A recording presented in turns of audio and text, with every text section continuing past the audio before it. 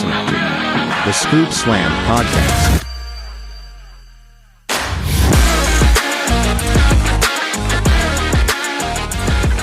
Hi, everybody, and welcome back to the Scoop Slam Podcast. We got 3 years of the Scoop Slam Podcast coming at you guys, and we've got some mid-year deck today. As always, I'm one half of your hosting team, Micah, otherwise known as Mr. Scoop, and joining me on the other end of the call, the historian of the Scoop Slam Podcast, Mr. Slam, it's Ryan. Yo, Micah. Great to be back here with you. We're just coasting along in 2025, and I got my shovel ready, and I'm ready to give out the middies. I think middies it's a good term because it's mid-year awards, but there's a lot of mid this year. I was grasping at straws for a lot of these answers. Yeah, it's gonna be interesting. I may have to cop out of 1 or 2 awards, bro. So this is it's gonna be something. We're gonna get through it though, together. Yeah, and this time we've got the fans at our back, which is kind of a new thing we've added in this time. So I put the fan vote out there on all socials. So if you're not tapped into the socials, make sure you drop a follow. The link will be in the description of this episode. But yeah, we put the fan vote out there, and we got a pretty good response on it. So it just kind of adds another opinion into mix. So what we're going to do is we're going to break down all these categories, which they were all listed on the fan vote. And so I'm going to give you guys the fan vote first, what the consensus pick was. And then me and Ryan are going to, kind of ping pong off what or who we feel like is deserving of the mid-year award, like I said. But, we're not giving out trophies just yet. That's for December for the official Scoopies. But I'll go ahead and start us off, Ryan, with one that I don't have the... Funny enough, I did all that to bring it up. Now I got to take the rug out from under it. But this one wasn't on the fan vote, but it was a late edition, but I felt like it was at least worth mentioning. And that is Best Newcomer.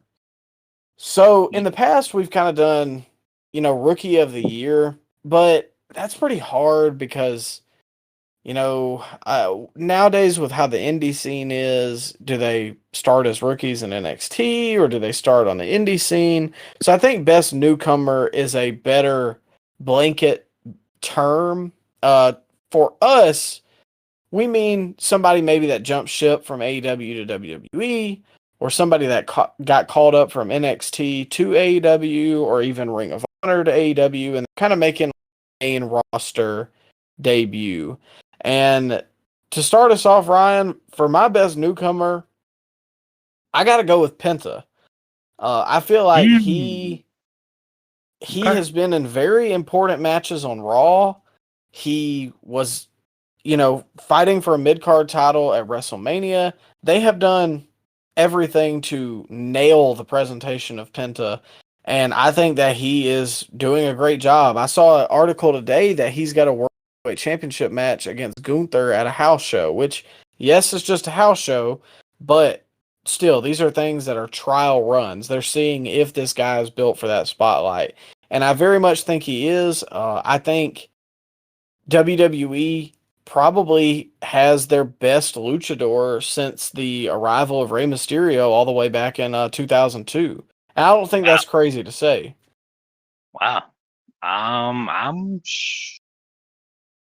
struggling to think of a name, so you could be right. Do you think Penta is doing a good job with adapting to the WWE type style? Because I think a lot of his stuff in the ring, Micah, still doesn't look as good as it would have looked if he was wrestling guys that he usually wrestles, like the flippy flop guys that he had in AEW, or I don't know, maybe the Lucha Libre style that you'll see in AAA or CMLL. Do you think he's been doing well when it comes to transitioning over to that WWE style? Well, I think that, we're probably never going to see the version of Penta that we got in Lucha Underground. Just because, yeah, and it was, but how many years removed are we from that? You know what I mean? Well, yeah, that was 11 years ago. So and that's crazy. It doesn't feel like that long, but I just Yeah. don't know that Penta is able to keep up at that pace. But I do think WWE has like redefined him because in AEW, he kind of fell in line with the other guys that just to me throw everything at the wall and it doesn't matter. I mean, he's in that infamous dueling Canadian destroyer spot, and I absolutely hate stuff like that. And I know, the AEW fans are gonna be like, "Oh, well, you want it to slow down. You can't keep up with the fast-paced wrestling." That's not what it is. But I think Penta has been selling and he's been telling more of a story in the ring. Now, there's been a couple bobbles. Him and Chad Gable had one. I think on Raw, Seth gave him a buckle bomb, and then he came out of that and hit a Canadian destroyer. Oh That's not yeah, my cup of tea. yeah. But I think he's doing a good job for a pretty much debuting talent to this audience. And give WWE give WWE credit because they have consistently strapped the rocket to him since the Netflix premiere. He's been a feature point of the show. I don't think this has been a week gone by that you don't at least get a vignette from Penta. So I like the fact that they're not giving up on him so soon. Yeah, and that helps because Yeah. I think if he wasn't there every week, it probably wouldn't have been so well. But it feels like every time we come out of the opening segment, Penta's match is on first. And I think that really helps because most people are likely to watch in that first hour compared to watching in that last hour. So who do you think is going to be the bigger star when it's all said and done? Penta or his brother, Phoenix? I think it's going to be Penta, and I don't Yeah. think that's crazy because Oh. I Well, think he's just a little more charismatic. And look at his Lucha Underground run. Phoenix is a lot younger though, so he does have more time. But you still gonna go with Penta? Yeah, I think so. I think the look is more impressive and kind of like eye grabbing. Um, Obviously the promos are always going to be kind of an issue, but Penta at least like tries, to speak to the English crowd, and that's a hindrance. But I think it's less of a hindrance now than it ever has been because you have people like Io Sky, who aren't exactly just speaking like fluent English, but they're still getting over because of their presentation and what they're able to do in the ring. Yeah, and he's on the perfect brand. Penta is because if he was on SmackDown, I don't think he would get nearly the spotlight he's gotten on. No, not at all. And I think that's what's happened to Ray Phoenix too, Yeah, unfortunately. yeah, yeah. That SmackDown mid card, bro, it's just cursed. Yep. Nobody can break through. That's LA Knight had to move to Raw. Well, yeah, there you go. So that moves us to our next category, which is most improved. And the fans voted Kyle Fletcher as the most Whoa, improved. you're not gonna get my opinion on the best newcomer? Oh, I thought you said you didn't have one, pal. Well, no, hold up now. We got Big Boom AJ. He's gonna get my best newcomer.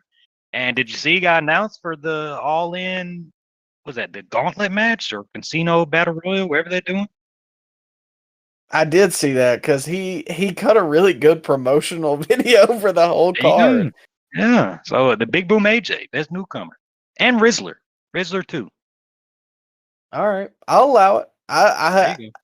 I have to admit, I do watch their stuff on the pre-show, and I don't watch anybody else on the pre-show, but I will watch them. You can't take your eyes off them. I mean, this must-see television, especially when the Rizzler's there. He's just a natural, pal. Hey, and you know what? The He told Rizzler's the in best. commercials. Well, how can you? Well, look at him, man. Looks like $1 million. He looks like $1 million something, but Okay. that's Just neither here nor there. Nah, but we love Big Boom AJ and the yeah. and The what's other his son's jabroni. name? I don't know. AJ. Yeah, just AJ. AJ, not Big Boom AJ. Yeah. Big Justice. That's But his name. Big Justice. There we go. I could not remember. I used to be up to date on all the lore. Mama Justice pulling up. I'll allow it. Okay, all right, I'm in. Well, Got to move attention. on, we got most improved. Like I said, the fan vote was the consensus pick of Kyle Fletcher for most Oh improved. Now, God. Ryan, Oh man. who do you feel is the most improved of 2025? Well, I might take a lot of heat for this, but I got Jey Uso, man. It's crazy where he came and where he's at right now, from January to right now, July. He's a fixture in the main event scene. But at the time, and at Royal Rumble, when he eliminated John Cena, it felt like a Jinder Mahal just came back and won the whole thing. But he's proven by his work in the ring and his work in promos that he definitely deserves a spot at the table in the main event scene.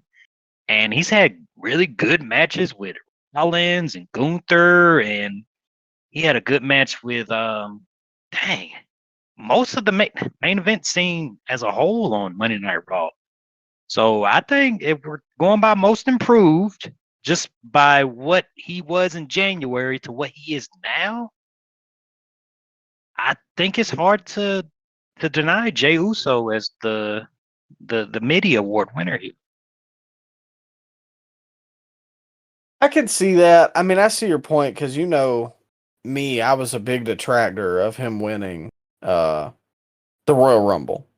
Yeah, we both I were. think Jay, yeah, I think Jay has become almost this villain for the IWC that nothing that he can do is right. And, you know, it's just funny to me because I've had discussion on TikTok. We talked about it off air. But, you know, like people are clamoring to see Karrion Cross. And then it's like, Yeah. Cross is a worse worker in the ring. He's a Okay. worse promo. He Yeah, has worse presence. he does. But this is who y'all want to see, but not Jey Uso. Jey Uso bad, Cross good. LOL. Like, I just can't understand that. And a lot of people have started to discredit Jay. Jay is a good promo. Has he slipped up a couple times recently? Yeah. Does he lean on the yeet stuff a little too much? Yeah. But dude, that main event Jay Uso run from the initial bloodline like starting point and when he was splitting from Roman in 2024, I think, or was it no 2023? Dude, he was cutting some top tier promos. He felt main event. So for people to discredit him and say that he's a bad promo, that just shows me that you have very short term memory. And Yeah. another thing, I had somebody say, well, look at him. He's out of shape. He's skinny fat. Hey, how do you look, sir? Well, I mean, I will say something about somebody's appearance on here because I'm not on national TV, you know, with my shirt off. But let's look at the Raw main event scene. Sami Zayn, I wouldn't say is very ripped. CM Punk, another guy, I wouldn't say is Well, very hold up now. ripped. He's got in good shape.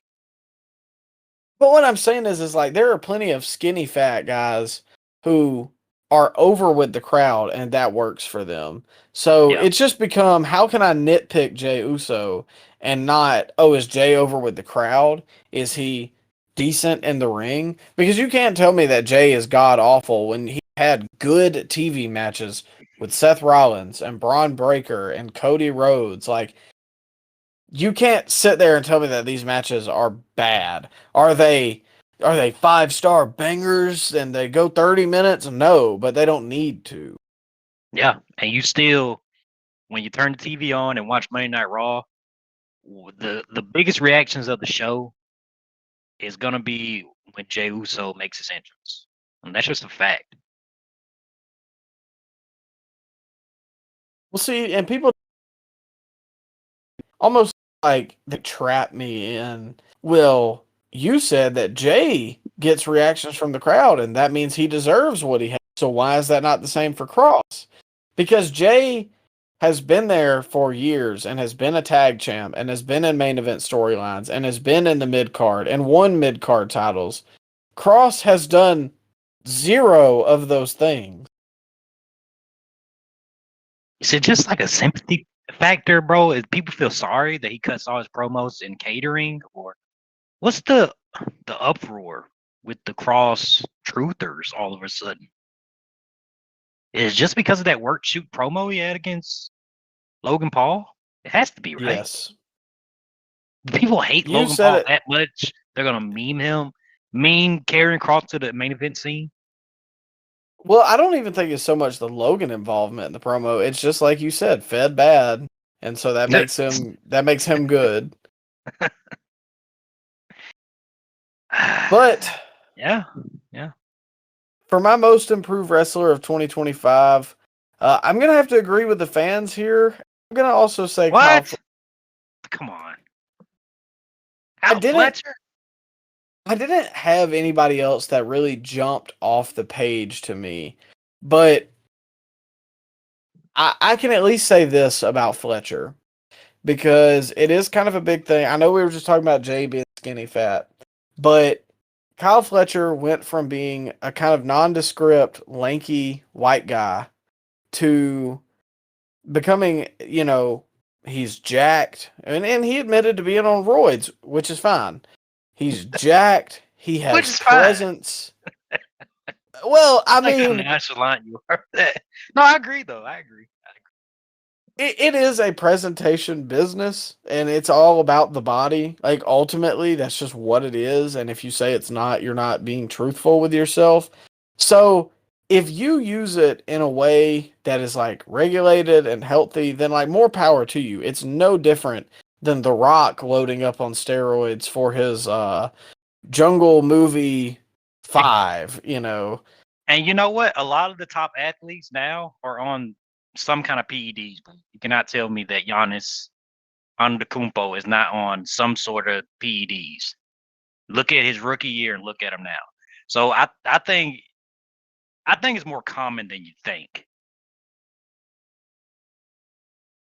Ultimately, with professional sports, more competitive professional sports, I won't say real sports, but it kind of helps the game. Like, it sucks. It's a sad fact. But when you look at like steroid baseball, man,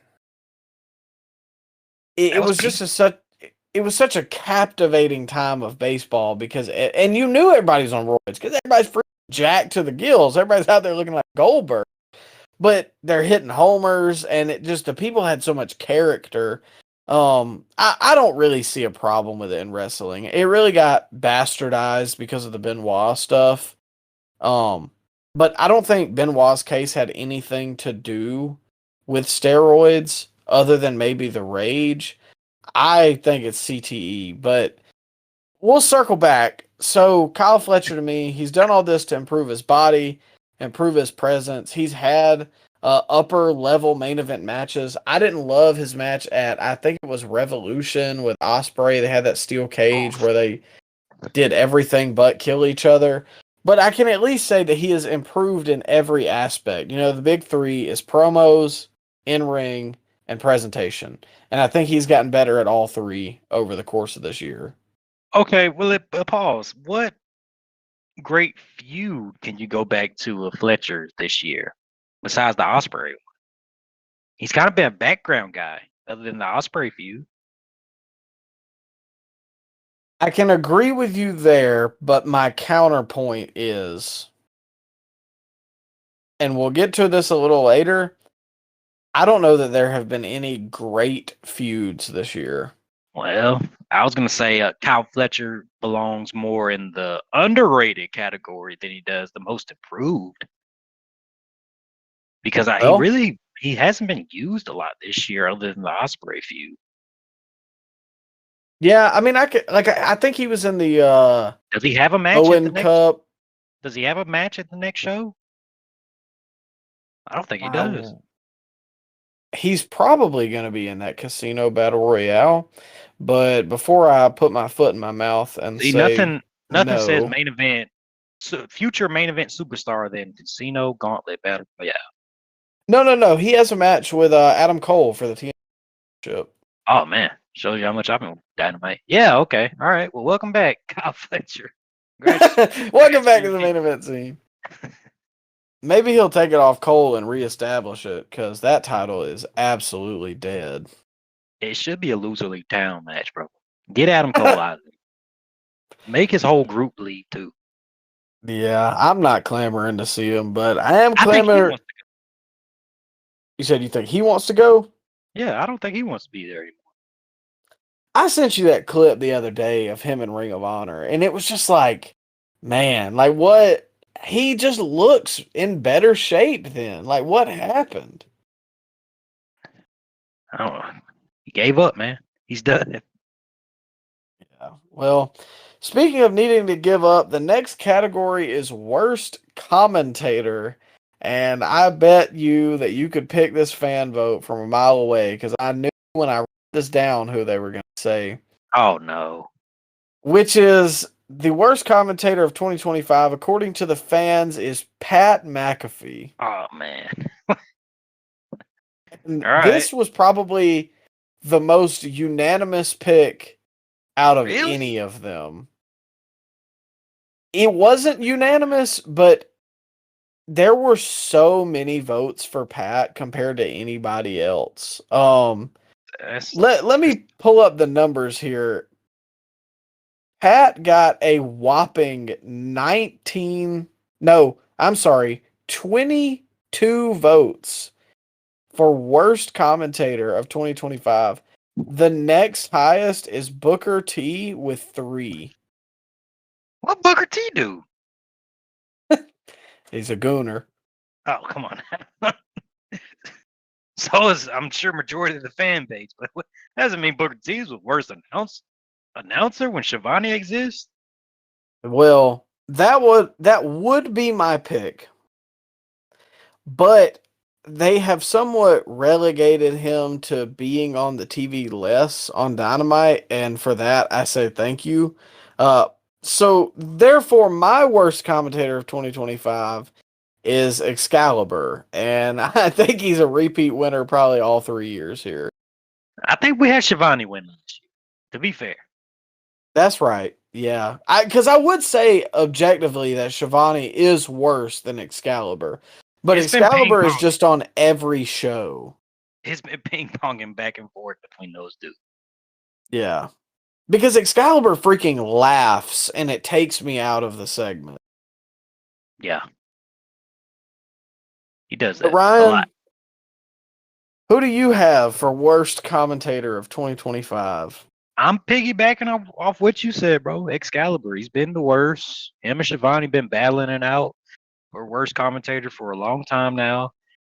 And I think the company would be way better off if they dropped him and just dusted off Ian Riccaboni and let him lead the team. Well, I will say they have been using Riccaboni on Dynamite. And again, for that, I say thank you. They basically him and that has really, really helped the show. Okay, well, get rid of Excalibur altogether and move Riccaboni to that play-by-play announcer. I agree. I would say have a 2-man booth with Riccaboni and Taz, and then take JR and put him on there for main event. No, hold up now. I would say sub out Taz for Nigel. Me personally. Oh, okay. Taz is okay, I guess, if it's not with the Jolly Jokester, Shivani, and Excalibur. But he's got a lot of stank on him from his dealings with those two. Yeah, I can agree with you there.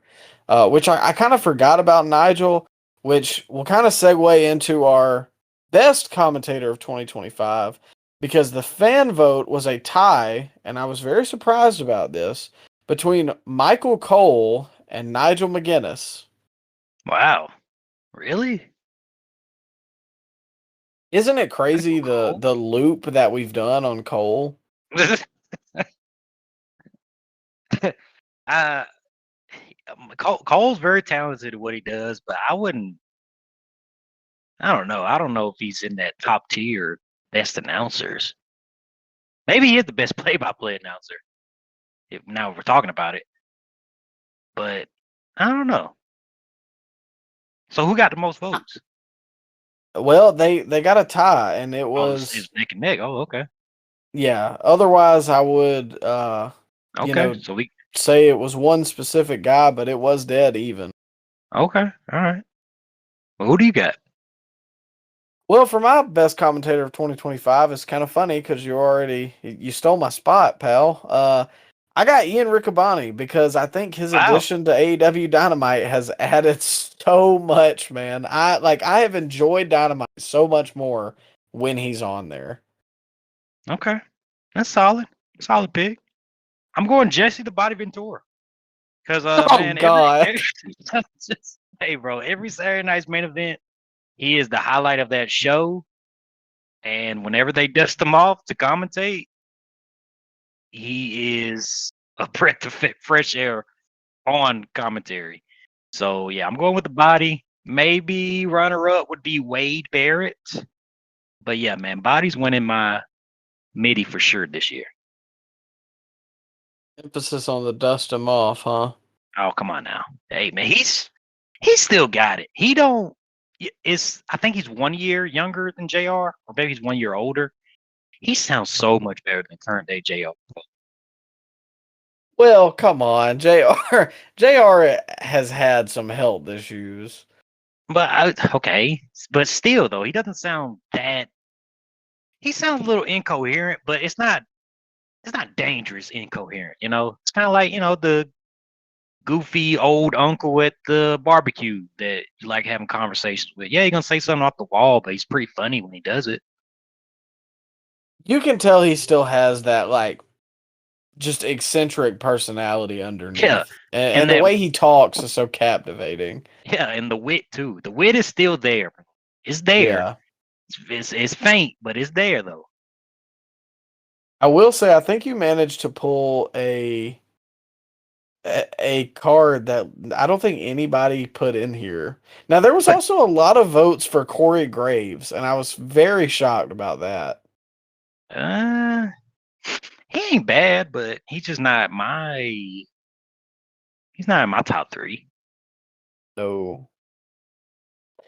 But we'll move to best non-wrestler. So this doesn't, Man, no commentators. This could be managers. This could be ring announcers. It really doesn't matter. Backstage announcers, show Kathy Kelly some love.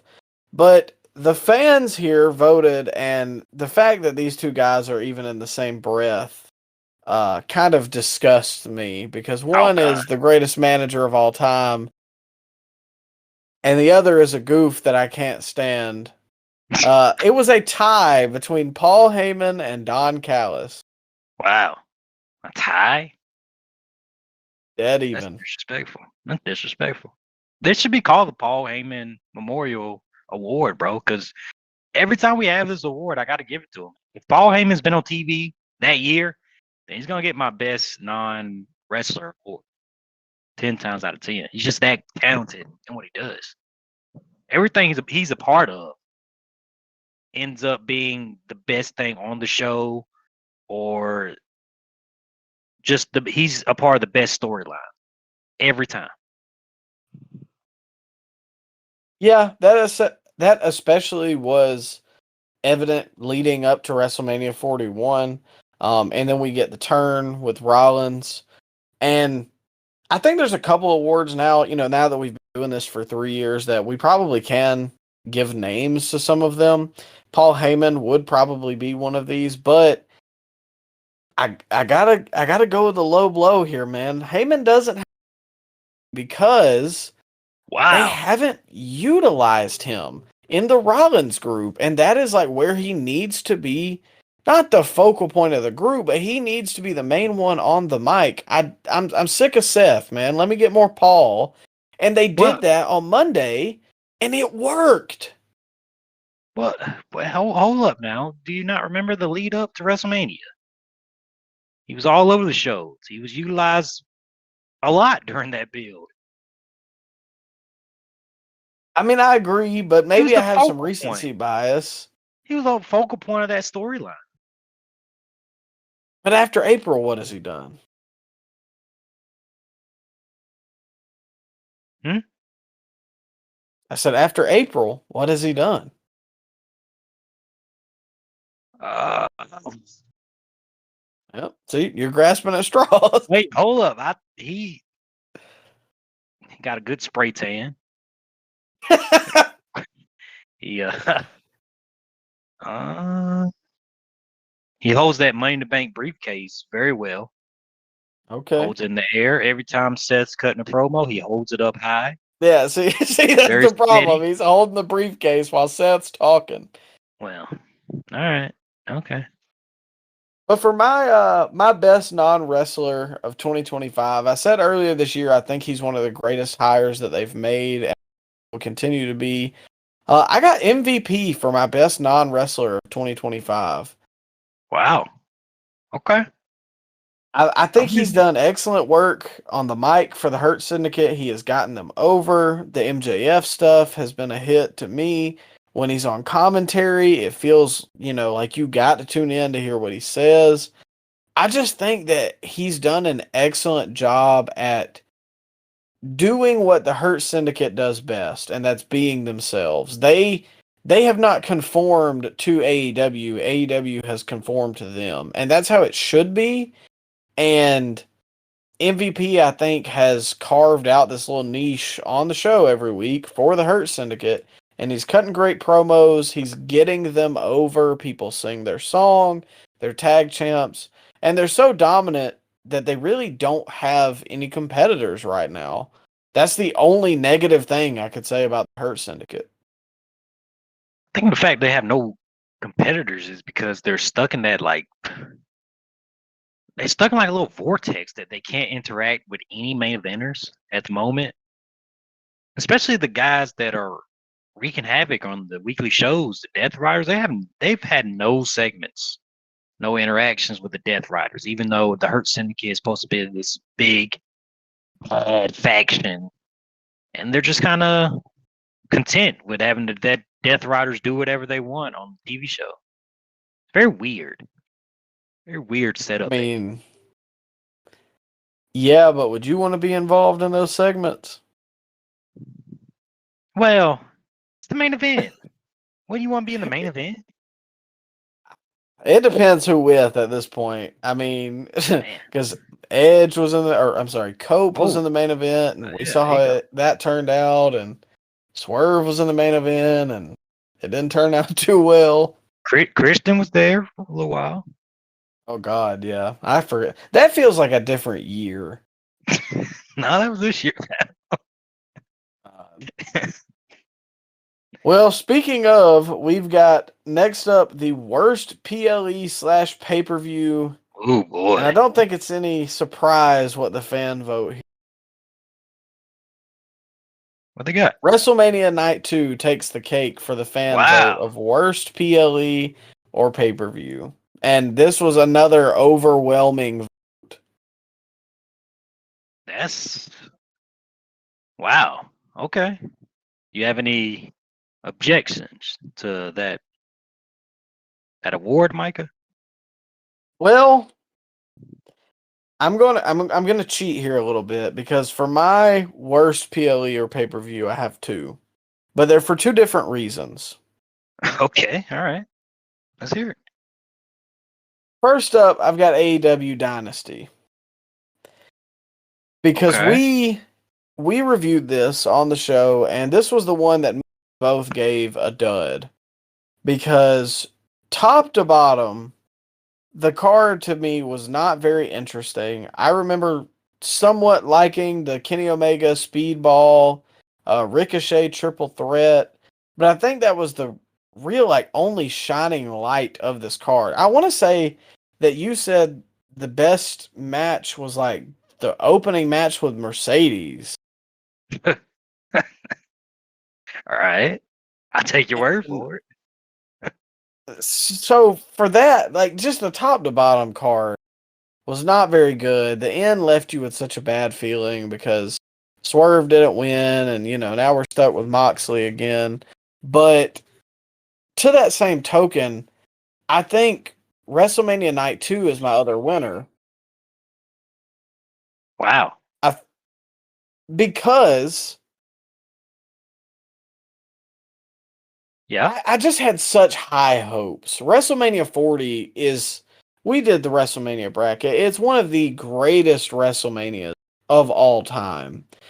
And to follow that up with, I think, one of the worst WrestleMania main events ever, it just really felt like the first domino.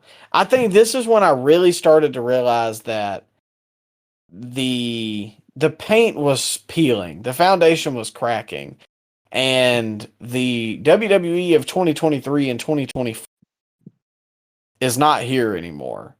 And I don't know. I don't feel like we've gotten that back yet either. I think that, funny enough, because we've talked about it on the pod, Cena created those disenfranchised fans. He kind of ruined a generation of wrestling.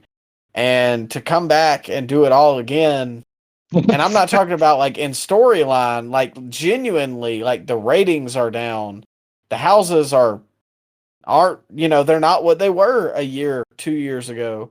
So Cena once again is coming back to kill the business. Well, And hold up now. Let me pause. I don't think we can't put that all on Cena here. Have you seen the ticket prices? I mean, yeah, but you know how it is, man. If you are the guy, if you're the WWE champion, it goes on your back.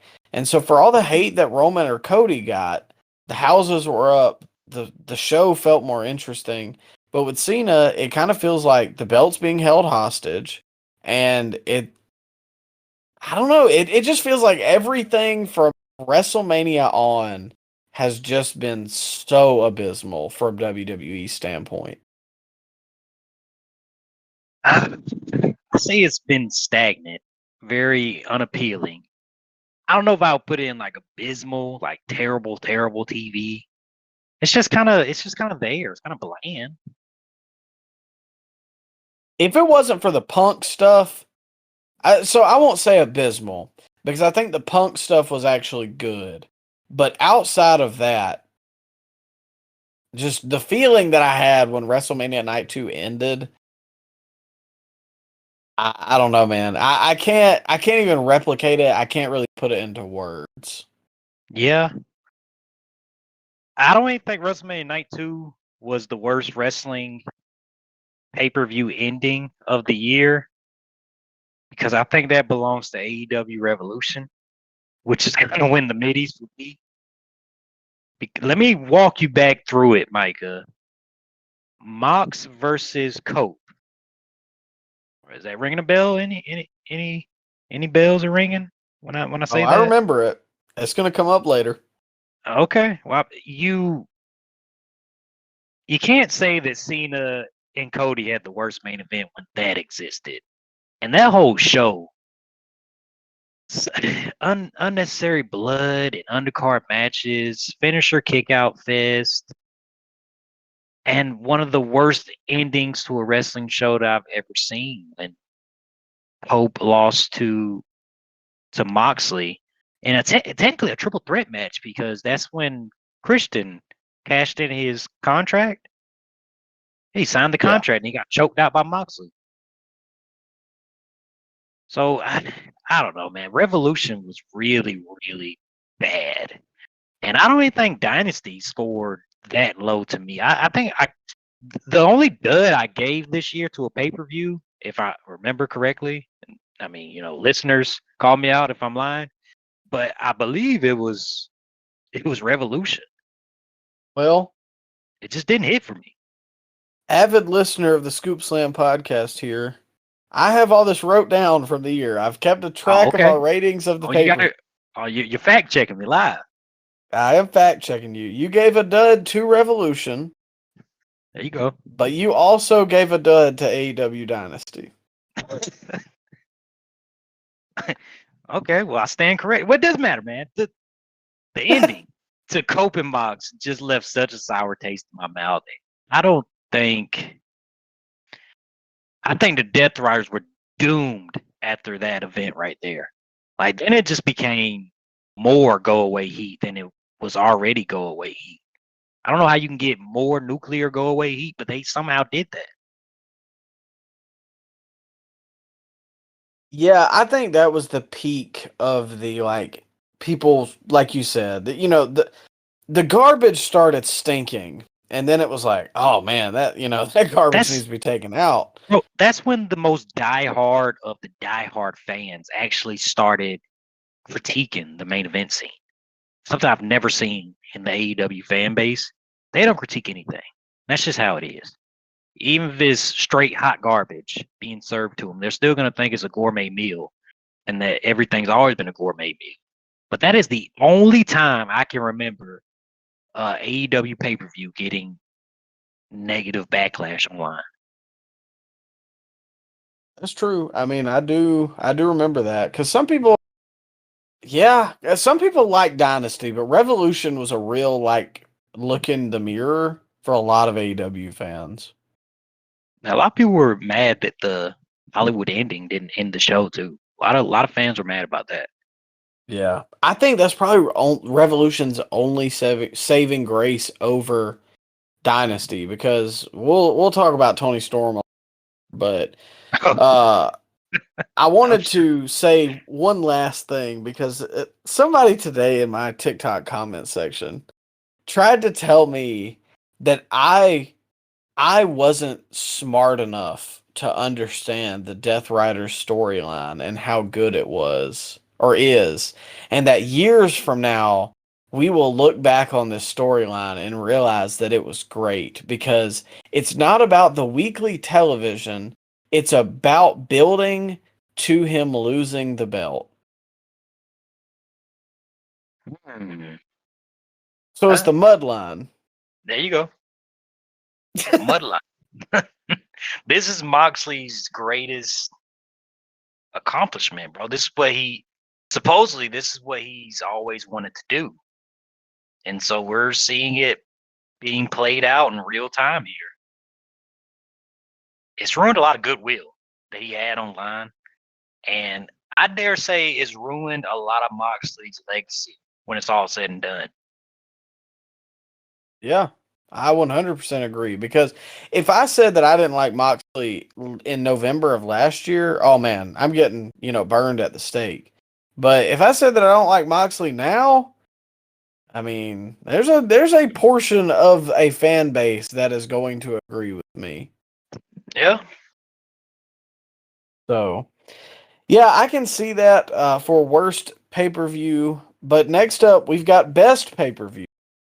And to start this one off, Ryan, I'll go ahead and give you the fan vote, which, judging by how things have went, I don't think this will come as any surprise to you that the fans voted Double or Nothing as the best pay-per-view of the year. Okay. All right. Very What AEW say biased. ye? Very AEW biased this list is. This fan Well, vote. No, I put it out to the suspicious. people. I don't know. I don't know if these people sniffing or smoking, but I got WrestleMania as a whole, man. I'm cheating too. I'm going WrestleMania night 1 and night 2. I'm combining them both, and I'm saying together that was the best PLE / pay-per-view of the year. Had the best match of the year on the card, and dare I say, the second best match of the year on the card with Io, Rhea, and Bianca. So I don't know, man. I think if the undercard of night 2 combined with the main event of night 1, you get a perfect card. And you strip all that other stuff away, it's a 5-star wrestling card in my book. What say you? But you can't What? strip all the Why other can't away. why I can't do that? It's a 2-night extravaganza, Micah. You count it as one. As you just talked about how the Moxley Cope was one of the worst endings to a pay-per-view you've ever seen. Like we didn't see Travis Scott meander down to the ring and be the center point of the WWE Championship match in a main event of WrestleMania. Well, be that as it may, also on that same card, that same show, WrestleMania 41, we had that great triple threat match with CM Punk, Roman Reigns, Seth Rollins. Micah, do you remember the great video package that CM Punk had on night one? You just gonna throw that all away? Travis Scott involvement? That ain't canon, bro. Nobody even brings up Travis Scott anymore. Can we even count that? It counts. It is Did it one of the happen? worst WrestleMania main Are we events sure it ever. happened? Are we sure it happened? It It hasn't did gotten feel brought like a up. fever dream. Are we sure? Because I mean, he hasn't gotten brought up. I haven't seen The Rock. I don't know. Did that actually happen? If there wasn't picture evidence, I don't know. You might could sway me. Well, I'm saying though that there was two great triple threat matches on that card, and we had the undercard, which had some, serviceable matches. You had Priest and McIntyre. You had Fatu Oh, and LA stinker. Knight. Now, stinker. We like that. We like that match. We talk. You liked that match. It Okay, was well, okay. yeah, Fatu and LA Knight, Logan Paul, AJ Styles. Like there was nothing but dog crap all over both cards, bro. That whole show, WrestleMania 41 as a whole, I think it had the big fight feel, which I loved, and and it had great matches with two of the best triple threat matches you could ever see.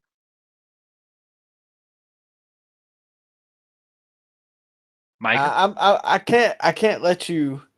I'm just calling a spade here on the Scoop Slam podcast, bro. Nah, I can't agree with you there. However, I You would mad? You hate fun. not.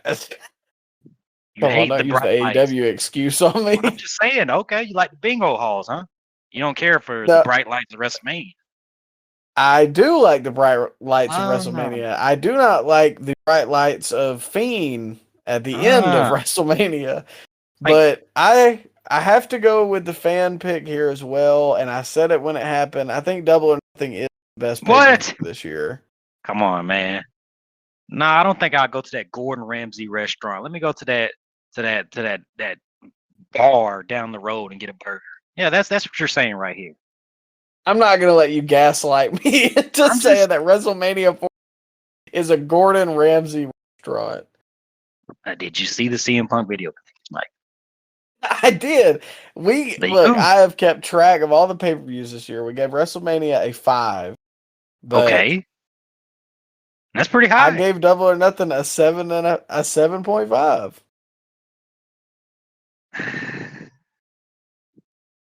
I don't know, man.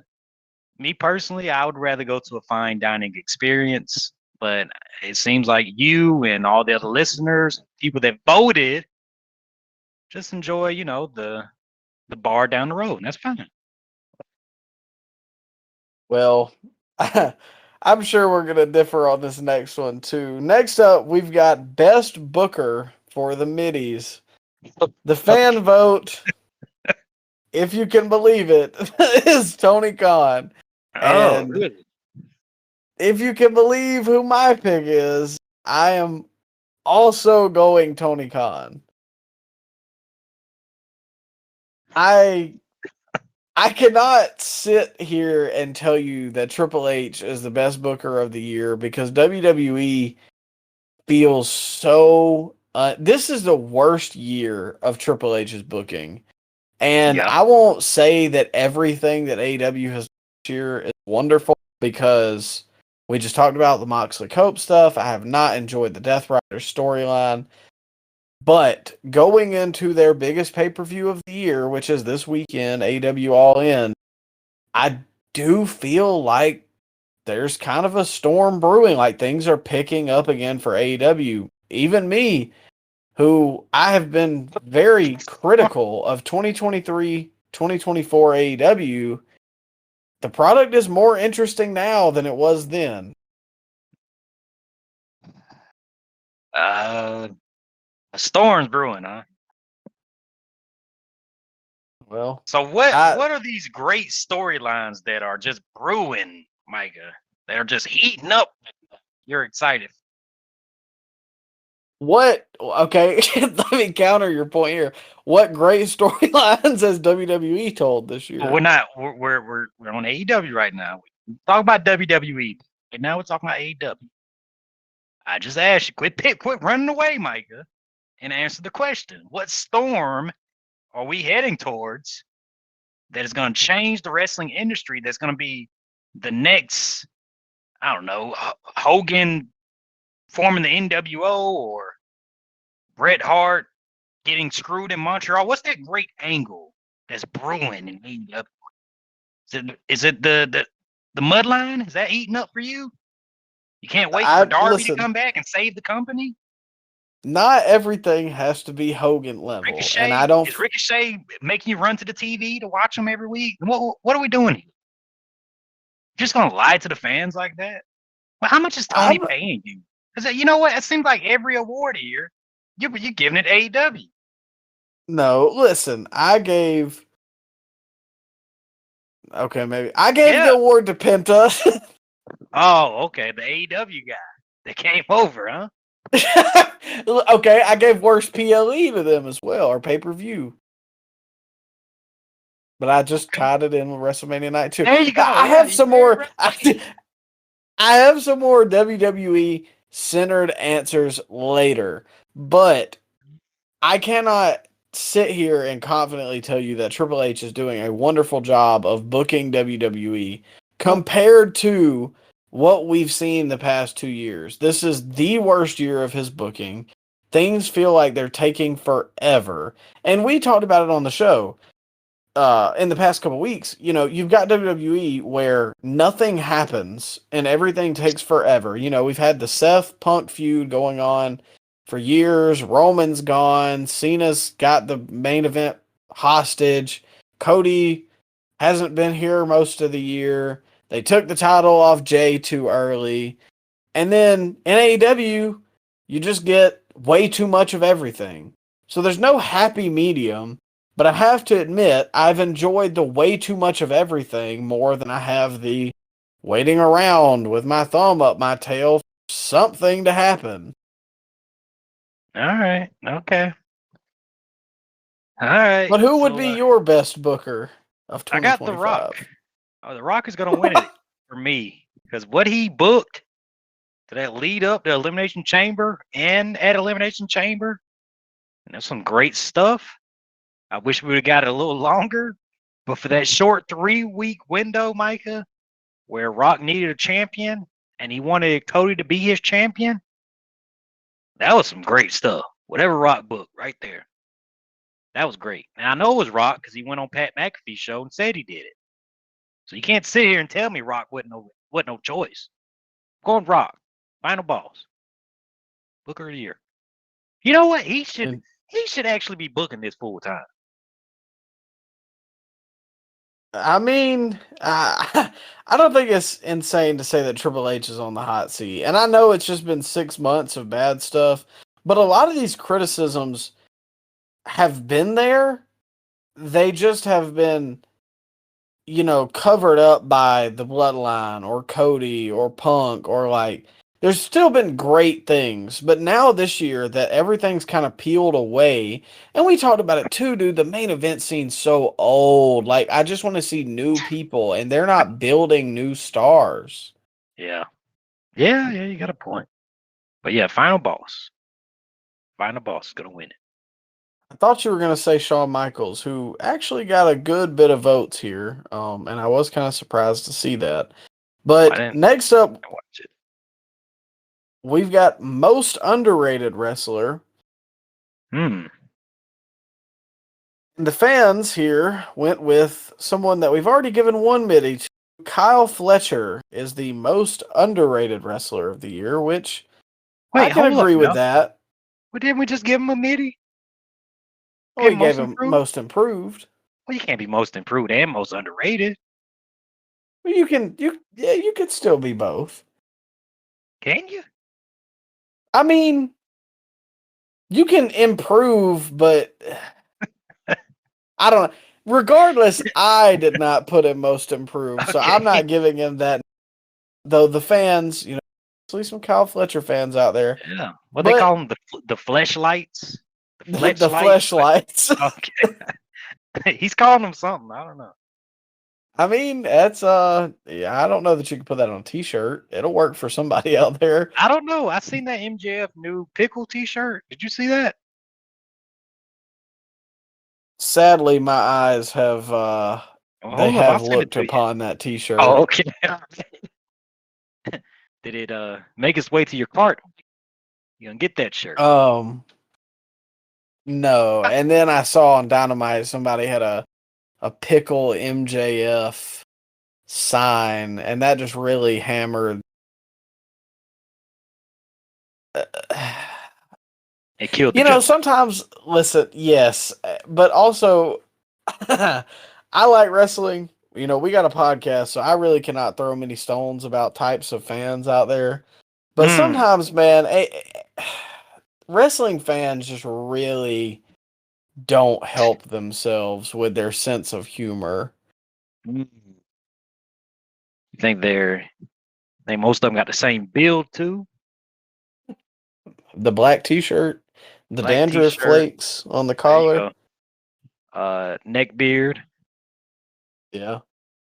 Yeah. It all try. We could build the perfect wrestling fan right here if we all just closed our eyes and gave.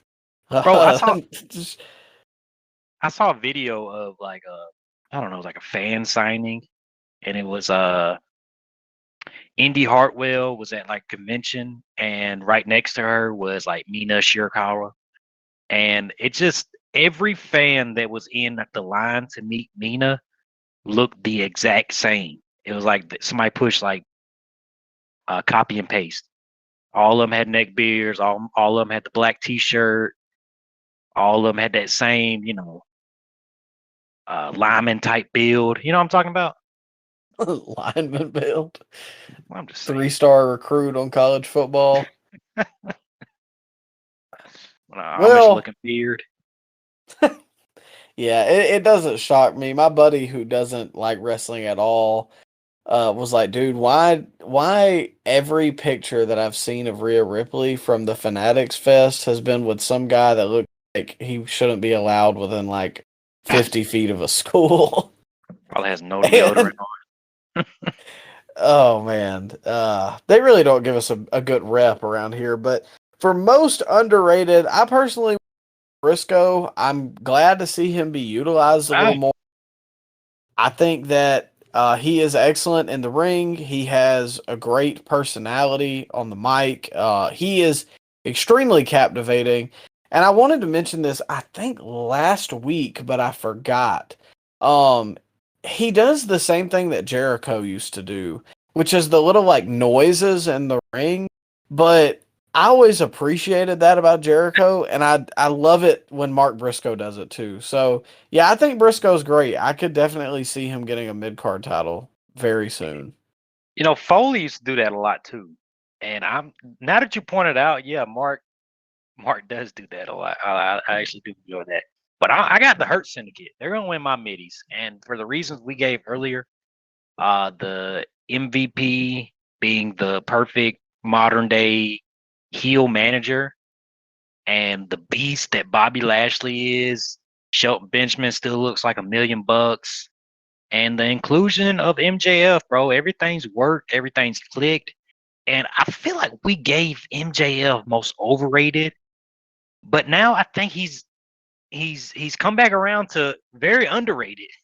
I don't think he's used to his best abilities right now at the moment, just because of the stuff we mentioned earlier about sometimes the Hurt Syndicate. It seems like they can't interact with top guys. I don't know if they don't want to, or Tony is saving it for something.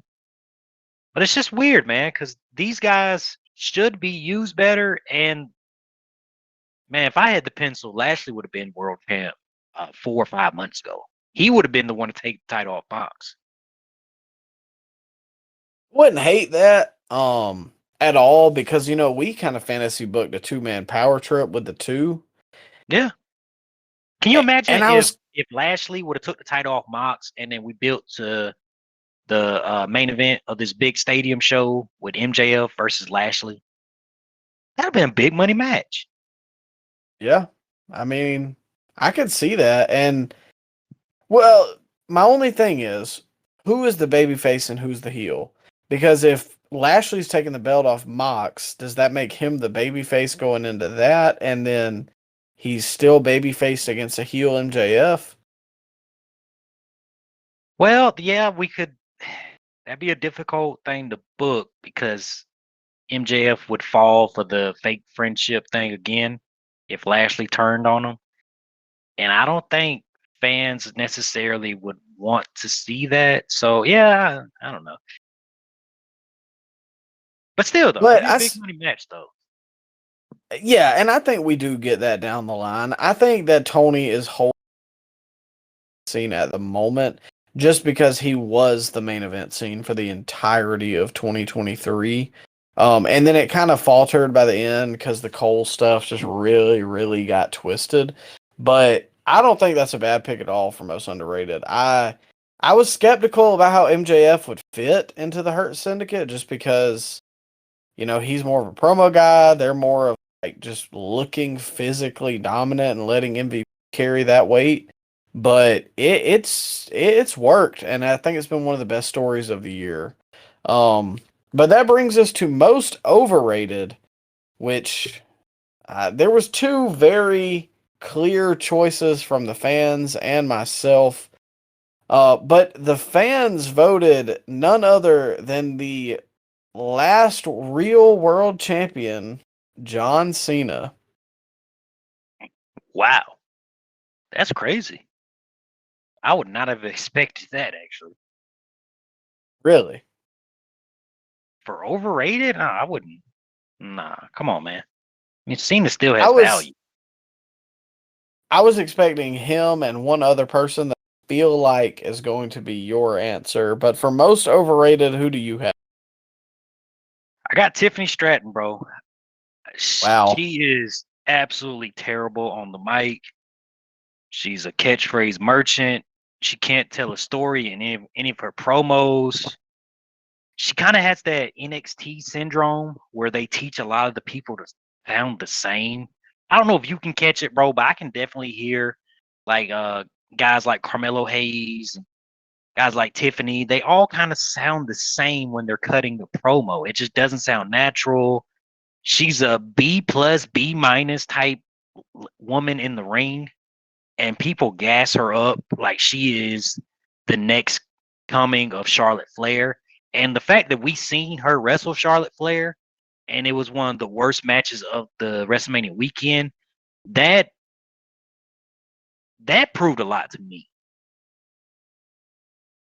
Well, Ryan, did you see the article that I sent you the other day from Charlotte and the Players Tribune?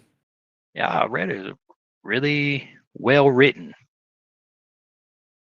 Yeah, and not to mention, I don't really like to pull the curtain back a whole lot on like my opinions of wrestlers because, I really don't care about who they are behind the curtain as much as if they're entertaining to me.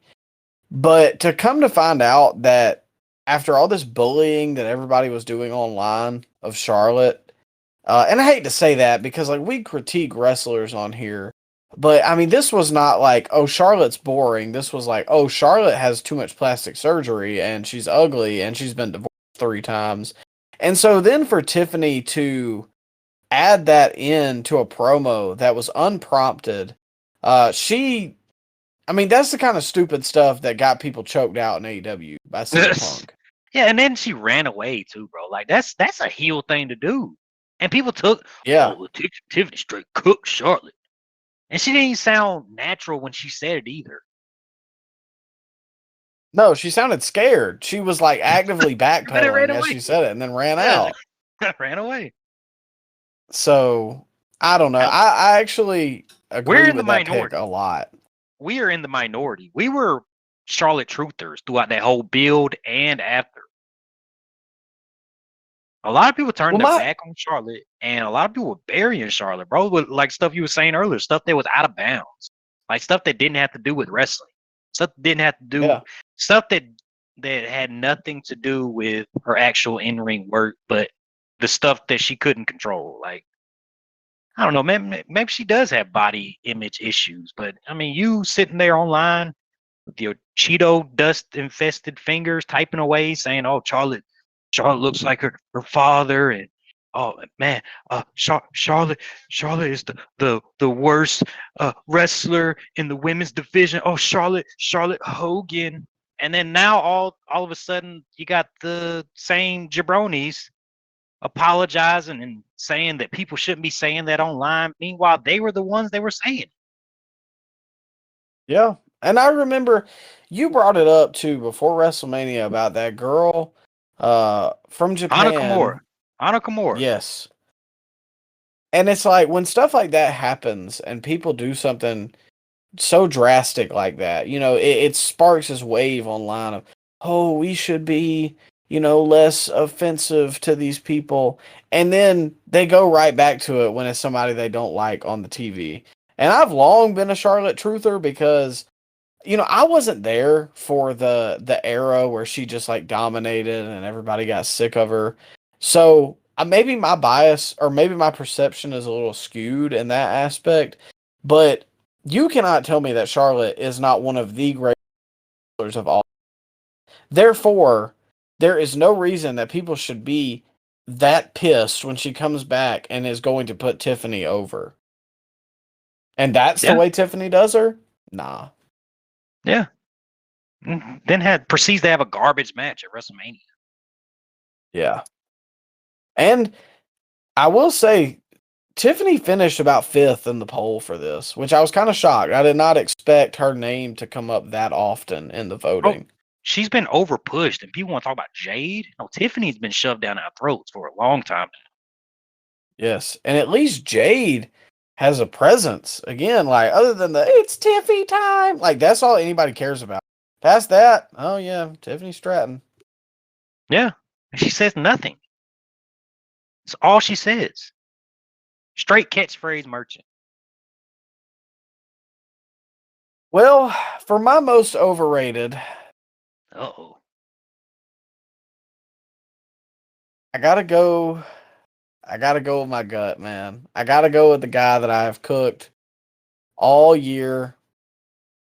I haven't been a fan. I've cooked him today, and I'm gonna keep cooking him throughout this year unless he turns something around. John Cena is the most overrated wrestler of 2025, dare I say, all time.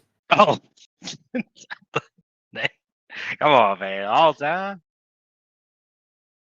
I am so sick of John Cena and John Cena fans putting him in this GOAT category when he did nothing but make people stop watching. And I know it wasn't solely him, it was the PG era stuff, and Vince's booking didn't help. But, like, you know how it is, man. We talked about it earlier. If you are the guy carrying the title and being the flag bearer during that era, ultimately you take the flack for it.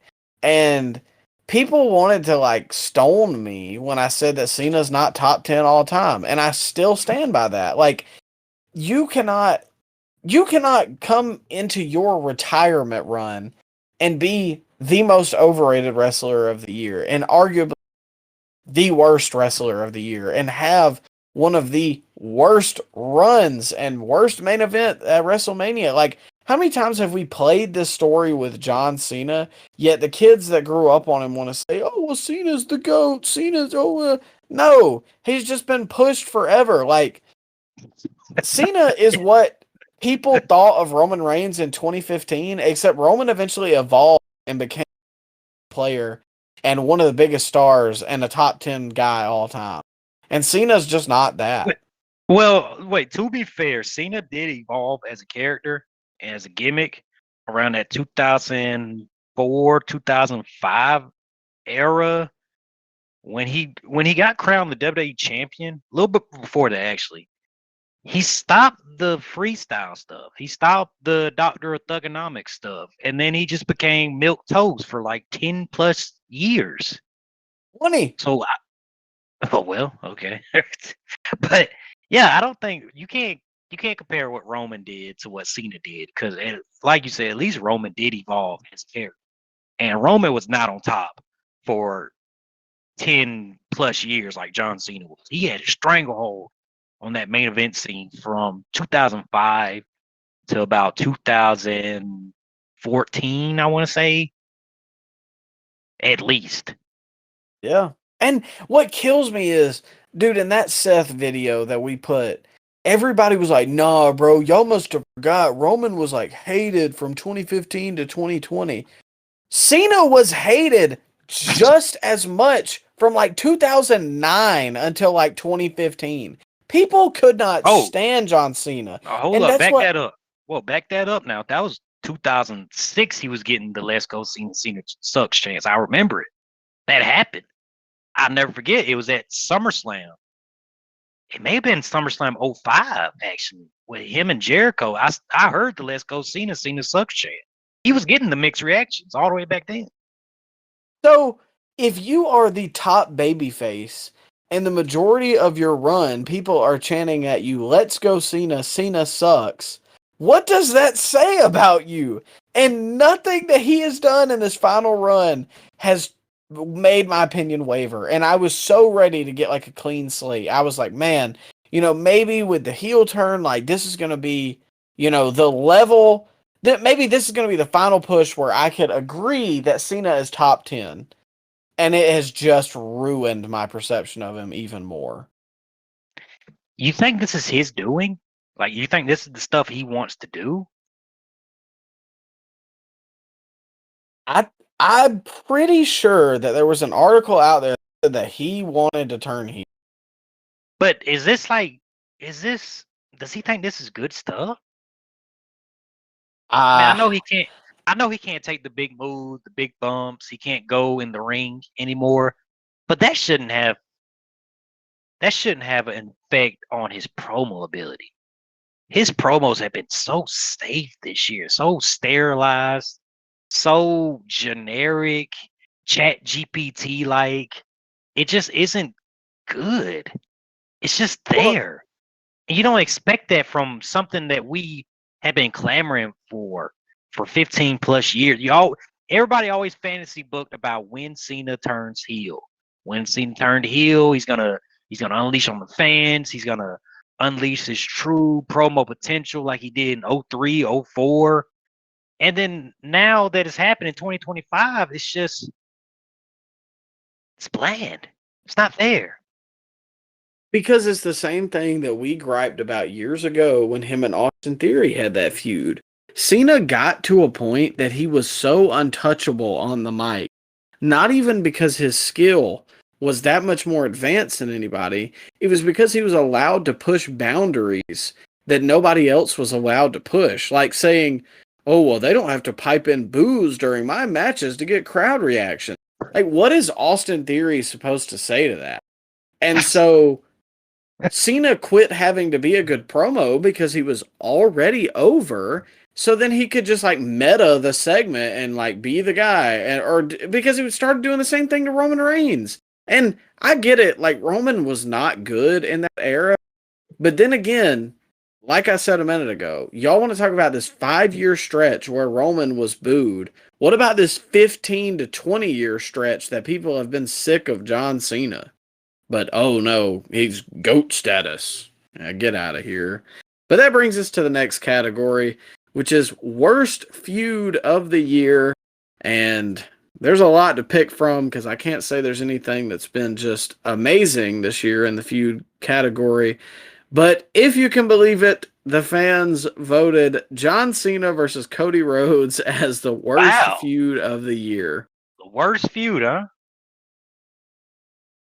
And I'm not going to say that that's shocking, especially after I saw the way kind of the fans were leaning, as well as I would be That's lying crazy. if I said I didn't give it some consideration for this award. But But the The Death worst? Riders versus AEW is the worst feud of the year. You read my notes, bro? That's what I got to. D Riders versus AEW. Yeah, they're. Well, never mind. Let me keep it Hold PG. up now. Don't get all rated R like your boy Xavier Woods. But yeah, man. I mean, we have picked this apart all year as well, just like the Cena stuff. So again, the Cena turn I have not been a fan of, but the Death Rider stuff makes me want to turn the TV off. That stupid rift hits, and I know it. I feel like my heart sinks.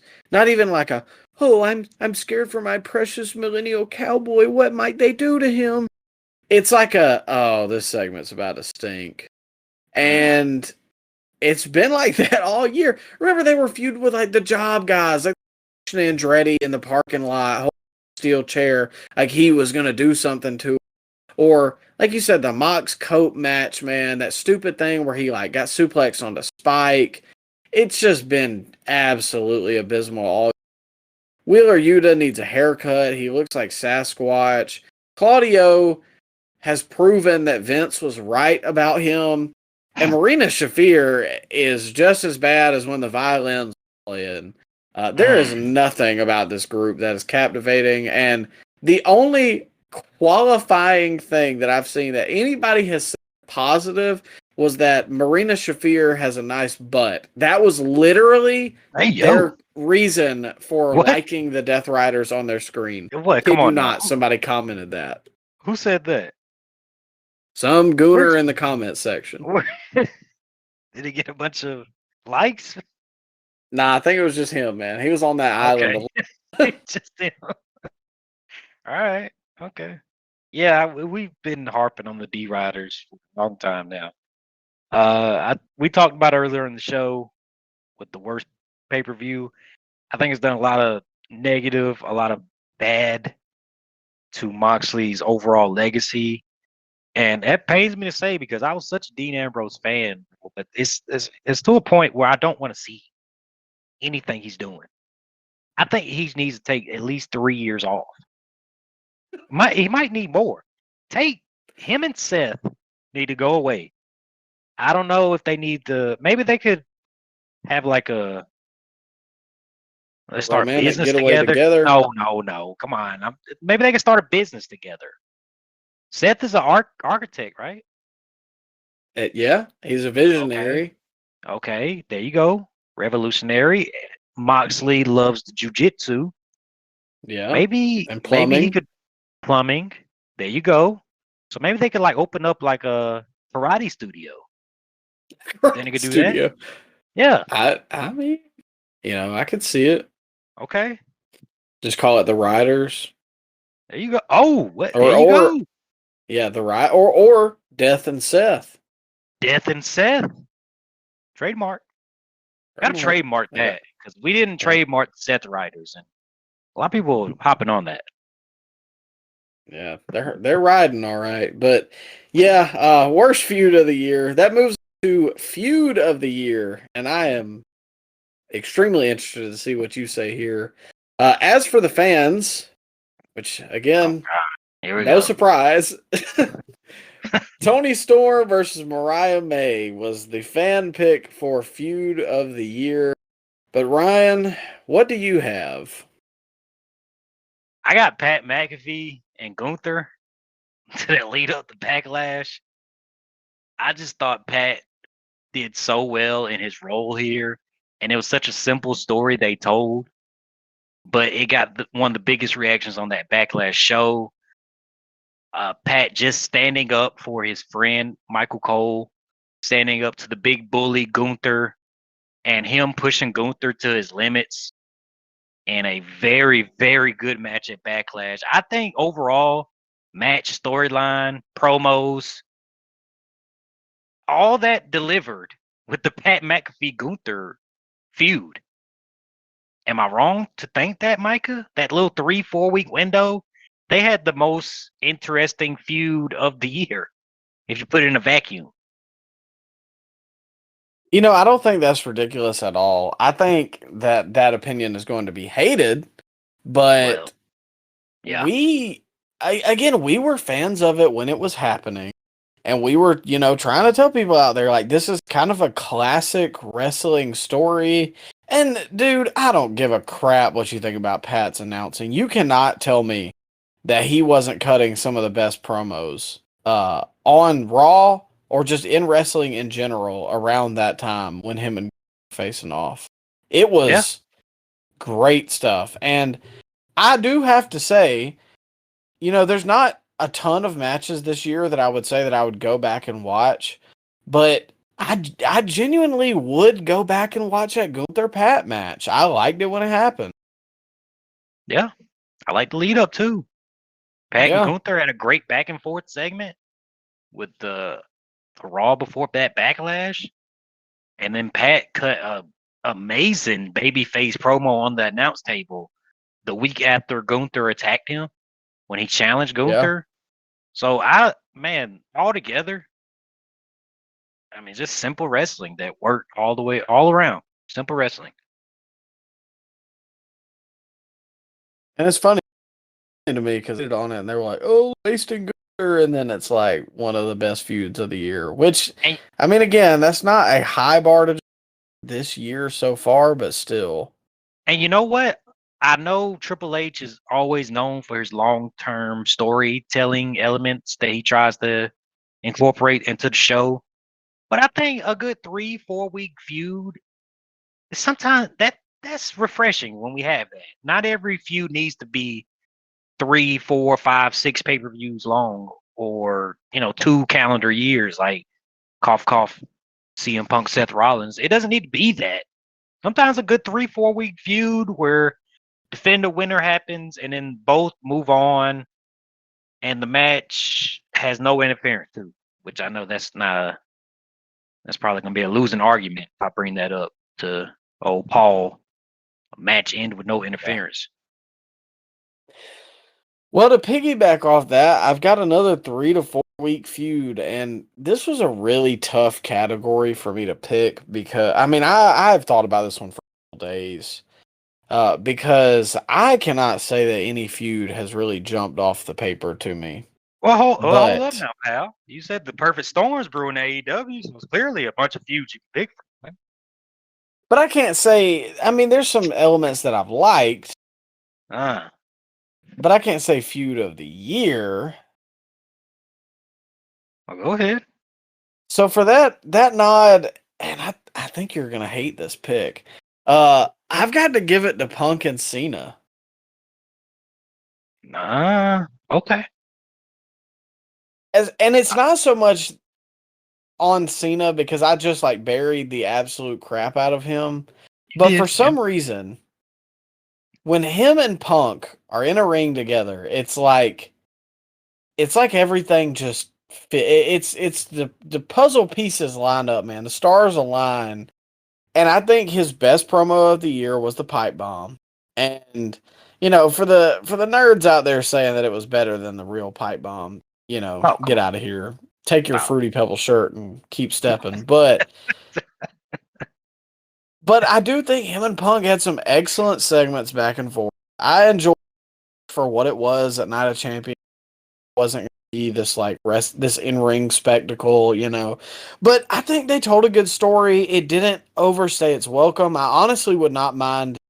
I wouldn't have minded it being a little longer, but for what it was, I have to say I was captivated. I was tuning in to see those segments, and for me, that's what matters. Um, but it's been a really down year for feuds, so I couldn't like definitively say. I Yeah. almost can't say that anything is wrong. Like even for the people that like Tony and Mariah, it wasn't my cup of tea, but I could get how But you get there. but didn't most of that feud happen in 2024? I think so. I know the blow off came. Yeah, in 2025, but most of the feud was in 2024. And then Tony Storm had amnesia for a little while after she came back after her hiatus, as we call it. And then they heated it back up with like a 2 week build. Remember that? And then Tony Yeah. Storm stripped naked and on Collision, and then everybody, all the Gooners said it was promo of the year. Well, Remember that? I mean, I remember it. We'll get to best on promos a little later. We'll get worse gimmick later too. We'll talk about that. Uh, But I do want to run down some of the other picks for feud of the year just to really show you how the slim pickings were. We got Seth Rollins, CM Punk. That person needs to be tied up and not allowed to be in public. Moxley versus Hangman Adam Page. we're still cooking with And that. I don't know. yeah, it's not there yet. Somebody said Cody and Cena, which I thought was funny.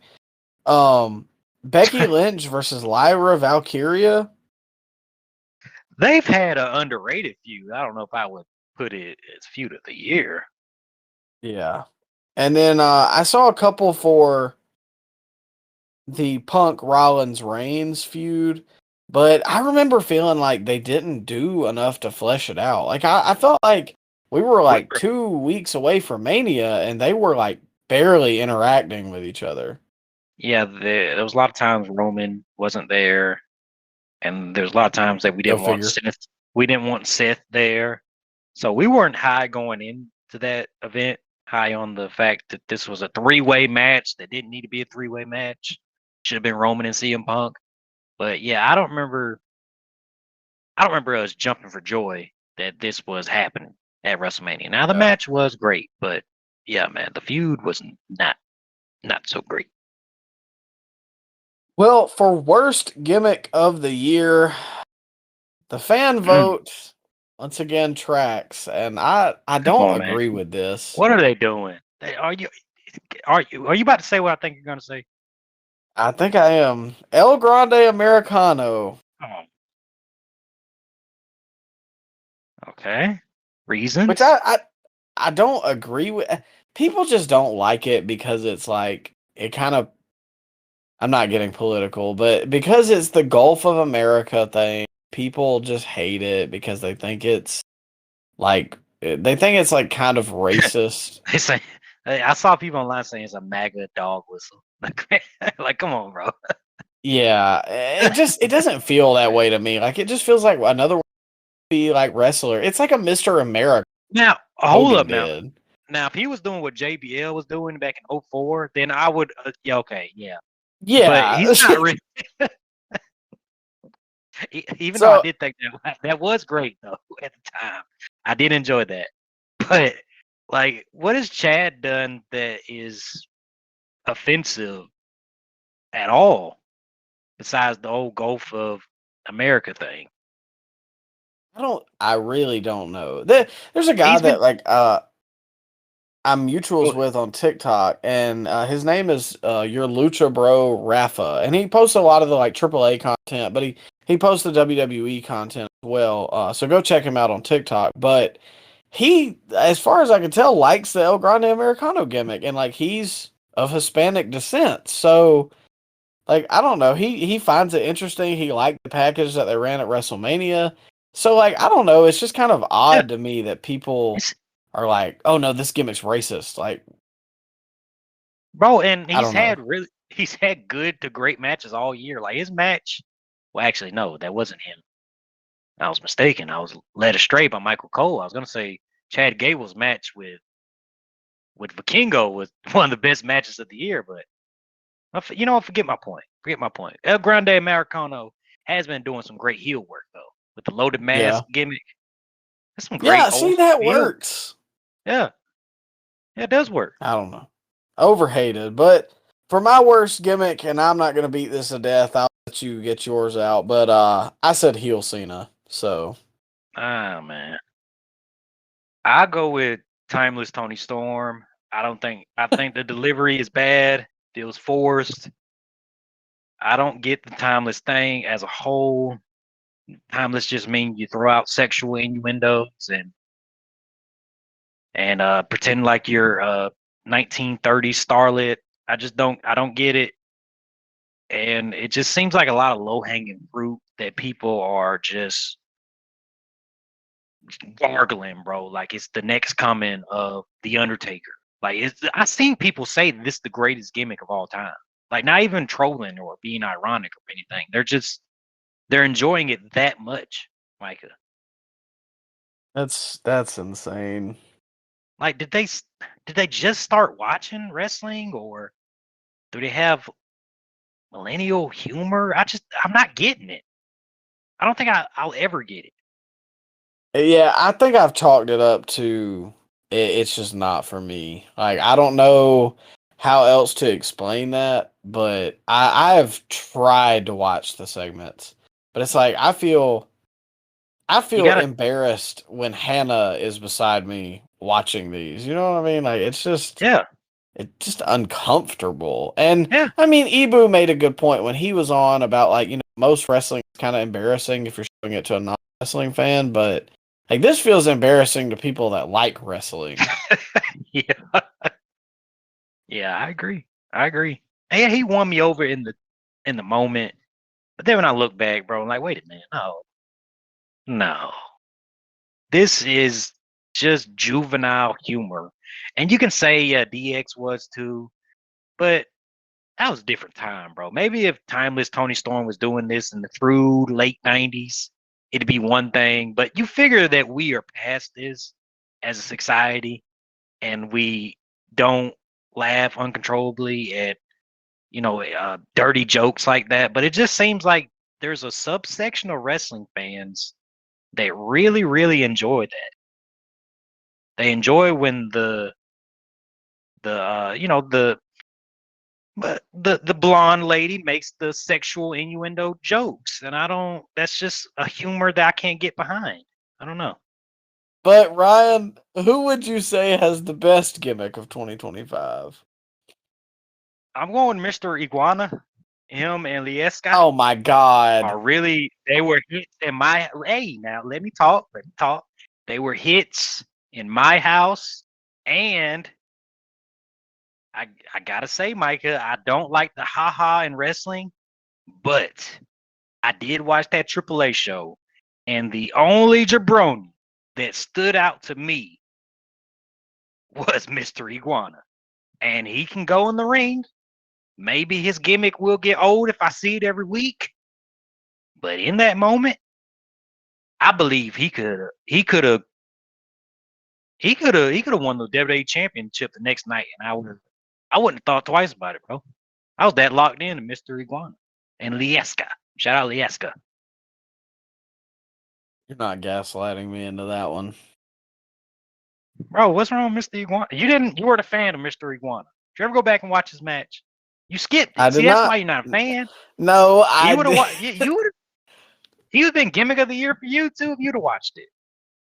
I saw the clip, and Mr. I think I gathered all I needed. Oh, you seen a clip? Oh, you seen a clip?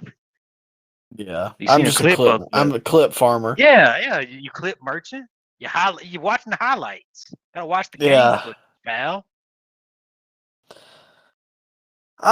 For my best gimmick, I don't feel comfortable putting anybody here if we're being honest. Mr. Iguana. Oh, he's there. No, Take him. You can have my pick. He's there. no, I'm actually gonna flip flop here. Oh, he's taking Lieska. No, no. I I cannot put Tony Storm personally. I get that like it is over to a fan base, and if you like that kind of thing, then like genuinely good for you. I just can't in good conscience say that like this is my best gimmick of the year. I'll get to her later, but Will you? I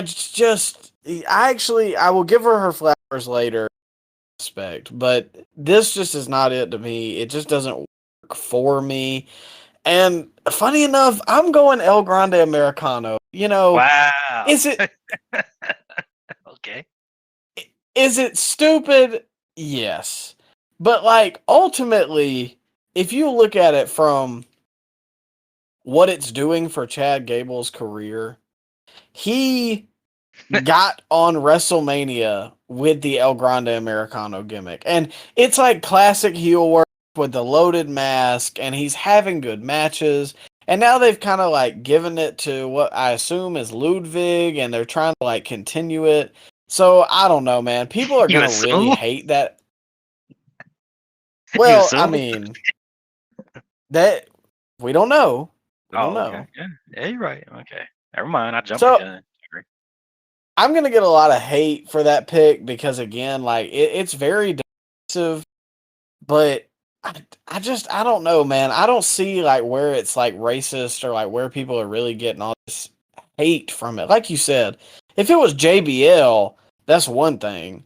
But Yeah. like the fact If that you they if he was paired with Zeb Coulter, then all right. Okay, man. You yeah. got me there. Okay, but this is harmless fun.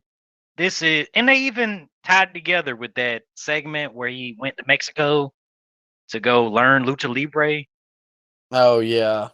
Yeah, so I mean, this didn't just come out of nowhere because Trump won the election, so they need to have MAGA, um, a Affiliate. guy from MAGA affiliate on the Grand Wizard on Monday Night Raw. I don't think that's what this is. This is entertaining. This is fun. I hate that Chad Gable's hurt because I feel like this was building to something bigger. But what do you think, Micah? Do you think that this is going to build to a El Grande Americano versus a Grande Americano feud when Gable's ready, or do you think that they just drop the whole thing with Gable being El Grande Americano and they just go with Ludwig? Like he just got recasted. You think that's what it is? I could see that. I do feel like they'll lean into the El Grande versus El Grande, but I wouldn't. I could also see like a tag team forming between Gable and Ludwig, and I do think that could work. Like, if Gable led the promos a little bit more, I think that's a good like in ring kind of mid card tag team to have on Raw, which has a very abysmal tag team division. But it also depends on how long Gable's going to be out. But yeah, I don't know. I mean, I don't know. I'm not a fan of comedy in wrestling in general, but my biggest problem with AEW's comedy in wrestling is Tony Storm kind of has a comedy gimmick, AEW Women's Champion. Orange Cassidy has a comedy gimmick, AEW International Champion. El Grande Americano, still like low mid card. And like that's where that stuff belongs. So I Yeah. don't know. It's entertaining, and I do have to admit, like the other day when they had that segment and Ludwig popped up with the mask, I was pretty interested. So it's slim pickings too, because outside of those two, I really can't say like anybody has a great gimmick. Excuse me, Mr. Iguana. He's there. No, okay, all He right. didn't die. I will. Speaking of things that should die, worst match of the year. Oh man. Oh boy. Fan vote. Yeah. Cody versus Cena. Dang. All right. This is the one that I can agree with. Yeah, I do have to admit that I went with the fan vote here as well. I also Oh put man, Cena versus unanimous. Cody. Unanimous. Okay. It's a unanimous scoop slam pick, man. It was so hilariously bad. I think we've beat it enough this episode, or just Cena's heel run in general. But man, the Travis Scott involvement was just such a bad idea. Yeah. And maybe it wasn't a bad idea in the back. Maybe the execution was so bad. But when you combine that with just the fact that like Cody got no offense in, the Yeah. whole thing felt so lackluster. And I remember we were live on TikTok and like nobody was pleased by the way that that match ended. Like everyone, some people were happy that like Cena won, but that was the only saving grace for that match. And it's one of the rare occasions, Micah, that nobody came off good in this match. Hell, Rock wasn't even involved in this match, but even he got some heat online for this. Yeah. Like Cody looked like an absolute goober in there because he can kick out of 35 finishers, but then he falls for old heel tactic and a low blow, and that's it. And then the Travis Scott involvement didn't help things. the lack of Rock, Cena having his worst in-ring performance, I think ever. I'll just say it. He had his worst in-ring performance ever. And it just exposed Cena to what he really is in 2025, and that is less than what he was in 2015. He's not 5 moves of doom anymore. He's barely 2. He barely has 2 moves, Micah. And he just doesn't. He's not there in ring anymore, and he's not there on the promos anymore either. But the commentators say he's the greatest of all time, and the people online like to parrot that as well. But man, that WrestleMania match was just the worst WrestleMania match of all time. I would really have to comb through, but I can 100% say that it is probably the worst WrestleMania main event of all time. Okay, but look at like the whole circumstances behind it, though, Mike. Like this was one of the most important matches, and it was by far the worst booked of any of those. Yeah, I mean, yeah, it is probably one of the most important matches in WWE history because Cena breaks the record, and for it to come off that way was just so shocking because I expected Cena to win, but it was just the manner in which he won. And I think after doing the WrestleMania, you had one of the best points that I've heard from literally anybody about this. It went against the story that they've been telling with Cody, which was he killed Kevin Owens in January at the Royal Rumble, and then he doesn't want to hurt Cena. Like, they completely went back on this side of Cody where he's like, he has a malicious. He freaking hit AJ Styles with the steps after the I Quit match at Backlash in France, and that was a conscious decision that WWE made. He could have just walked off and won. Yeah, just dropped the stairs. You know what I mean? Yeah. And it's so crazy. They were telling a story and they just abandoned it. It's crazy because Cody was doing heel things to Randy in that King of the Ring finals. Like, bro, why couldn't you do that to Cena a couple months before that? I don't know. That one is very rightly unanimous. Yeah, and it's I think it's soured a lot of the fan base on Cody. And I know we talked about it before in the pod, but it's killed this boom period that we were in. And you can equate a lot of the stuff. Equate's probably the wrong word to use. You can look at what we're getting now as a direct influence of what we got at WrestleMania. Because if WrestleMania wasn't going to be good, then you knew the rest of the year wasn't going to be good. And WrestleMania 41 was not good. And we are seeing right now on the television screen, we are getting, we call this whole show the middies. That's what the whole year has felt like, just mid. Mid wrestling. Yeah. All year. Thank you, Cena. Thank you for ruining wrestling. Hashtag thank you, Cena.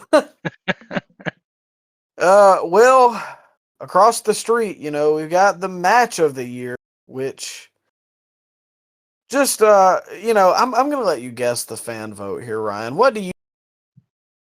I think Ospreay is going to be involved. And I go Hangman. He seems to be a favorite over there. So, yeah, Hangman versus Ospreay. Survey says Ospreay versus Hangman from AEW Double or Nothing. Yeah. Well, for my match of the year, I have 2. Because I put the first one, but I felt like the other one deserved a nod to the official Scoopies. But for this, I've got the women's triple threat at WrestleMania, which was Bianca Belair versus Io Sky versus Rhea Ripley. I came out of that show saying that it was probably the best match of the entire show. I thought that the Punk Seth Roman it told a great story, but I just think that there were parts of it that were kind of slow, and maybe I need to watch it, again before we hand out our trophies at the end of the year. But I really enjoyed the women's triple threat match, and I think it's a very big indication of where women's wrestling is at in WWE right now.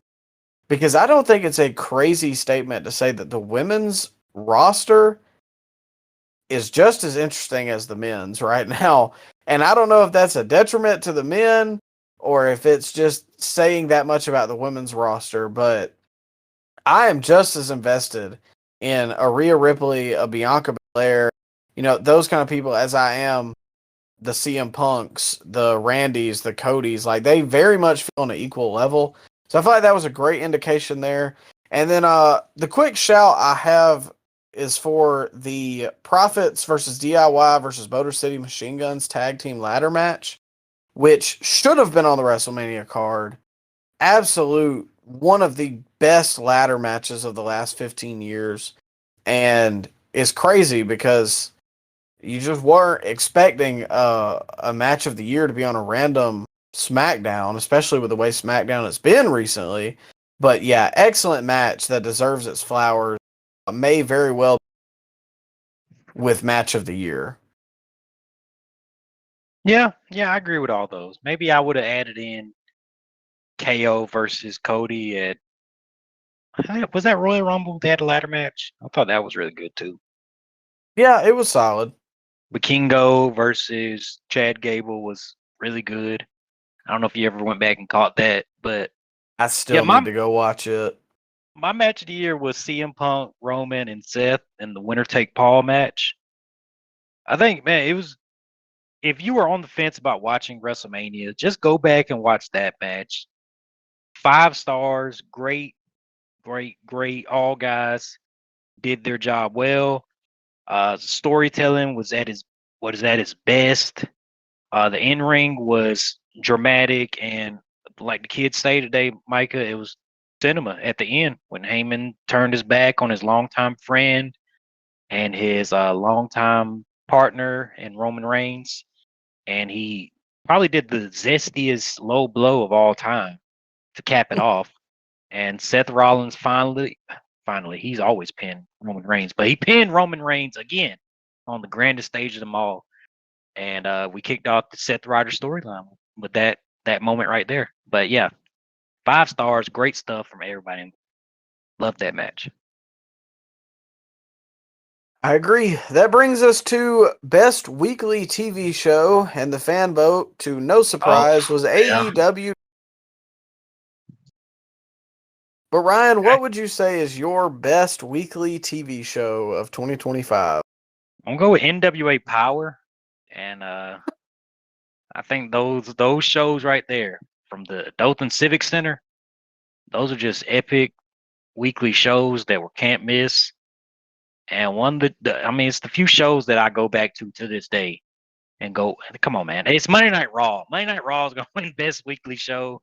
I'm not happy about it. Most weeks I have to skip through 60% of the fluff because there's a lot of cutaways to random shots of the city, and then there's replays of what I already seen, and the fans do karaoke for most of the entrances now. So there's a lot of fluff in Monday Night Raw, but there's been a lot of good in Monday Night Raw too. If you strip away all that extra stuff and the ads and all that, yeah, great segments.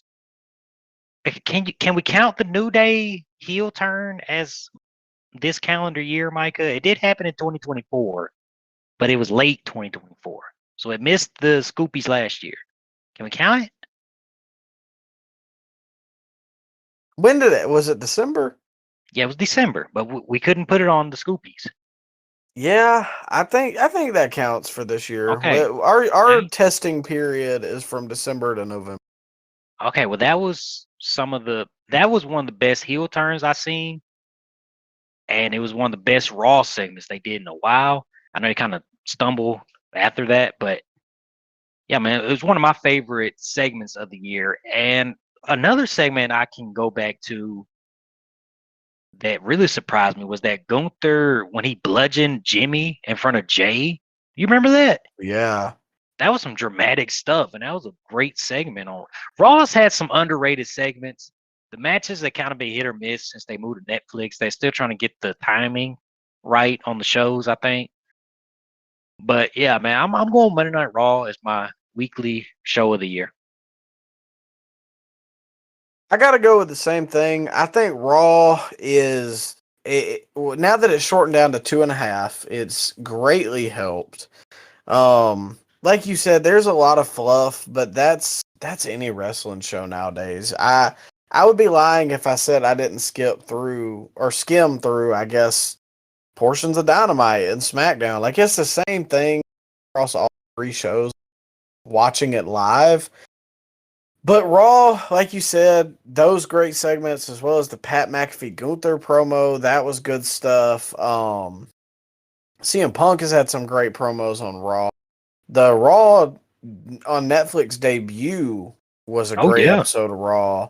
So, Penta, like Raw feels like the most watched show if you're going to watch any of these. And so for that reason, I think you have to give the nod to Raw. Even if WWE is kind of in a creative slog at the moment. Which, speaking of slogs, brings us to worst booking decision of the year. Now, this was a tie in the fan vote between the Cena heel turn and Travis Scott. Isn't it the same thing? Essentially. Yeah, we can just lump that all into one. Which is also what I said, which was Travis Scott's involvement in the main event of WrestleMania 41. And again, we're beating a dead horse here. There was no reason for him to be in there. He took too long. Like, again, I hope that on paper this was not the way it was supposed to be executed, but ultimately it is what we got. And so, therefore, that is my booking decision 2025. Yeah, I agree. That's what I got wrote down. Cena heel turn. It's crazy though, because if you would ask me a year prior, if John Cena would have turned heel, what would have happened? I would have never guessed Travis Scott involvement. I would have never guessed that he completely forgets. He completely ignores his opponents and just harps on the fans and just says the same stuff every single week. So yeah, man, the Cena heel turn's been a swing and a miss. Probably we could point back in the rise and fall of this era. The fall is going to be pointed to the John Cena heel turn. Yeah, I mean, I really could not say it better myself, and we have pretty much dug its grave on this episode of the podcast, so not much more to say. But promotion of the year, Ryan, the fan vote. Yeah. All Elite Wrestling by an absolute landslide. Really? Okay.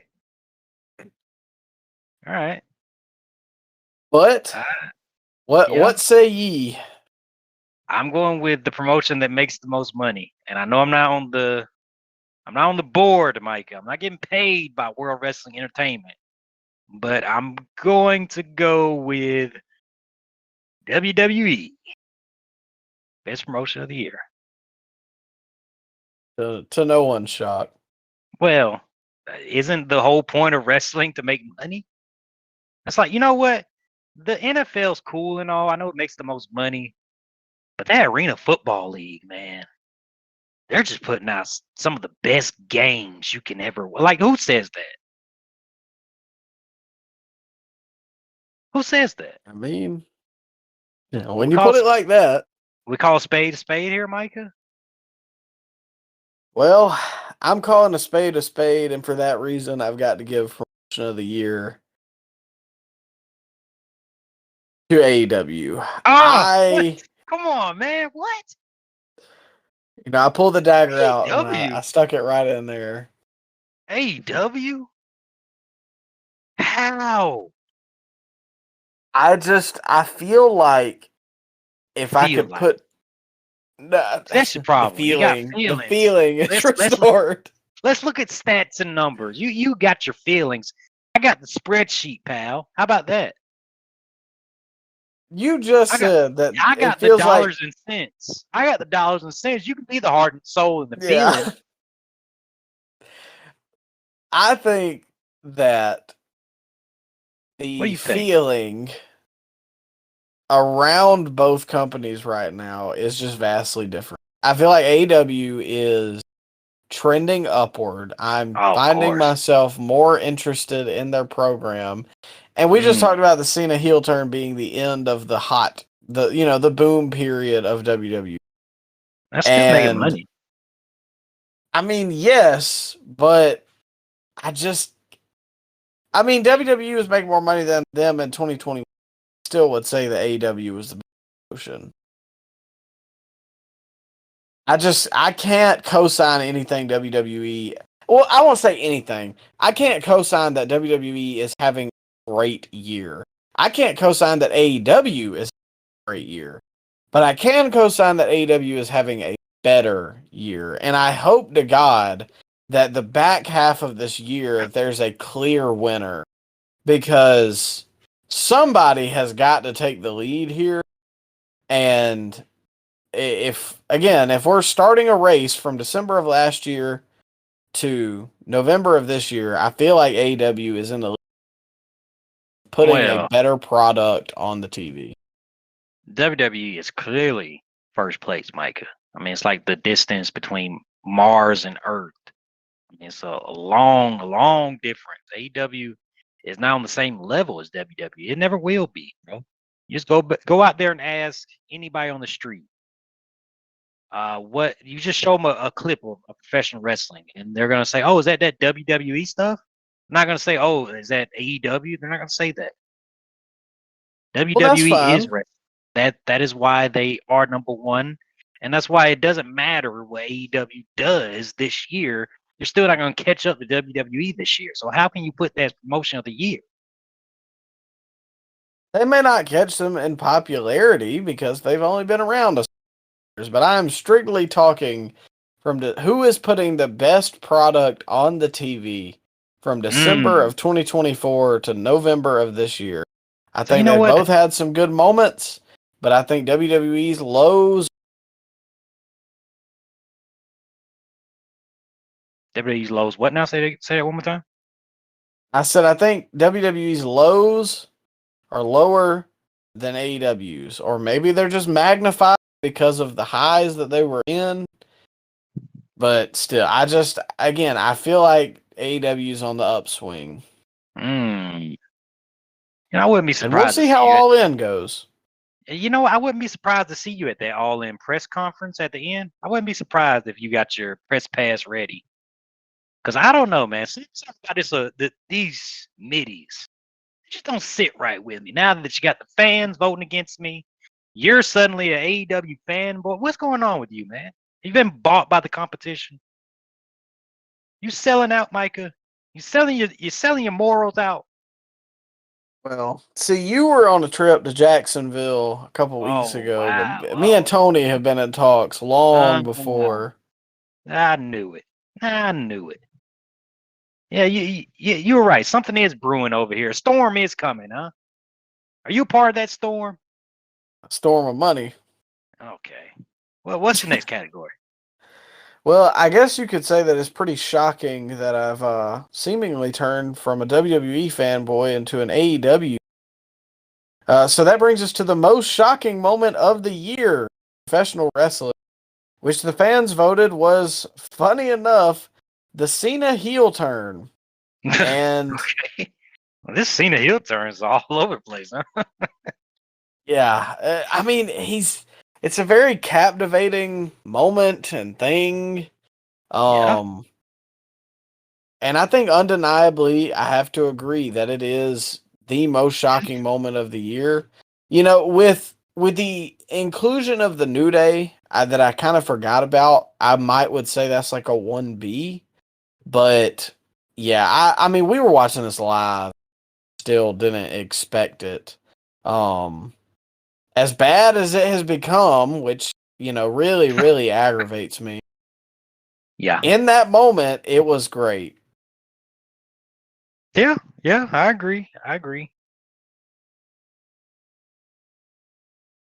So was that your most shocking moment as well?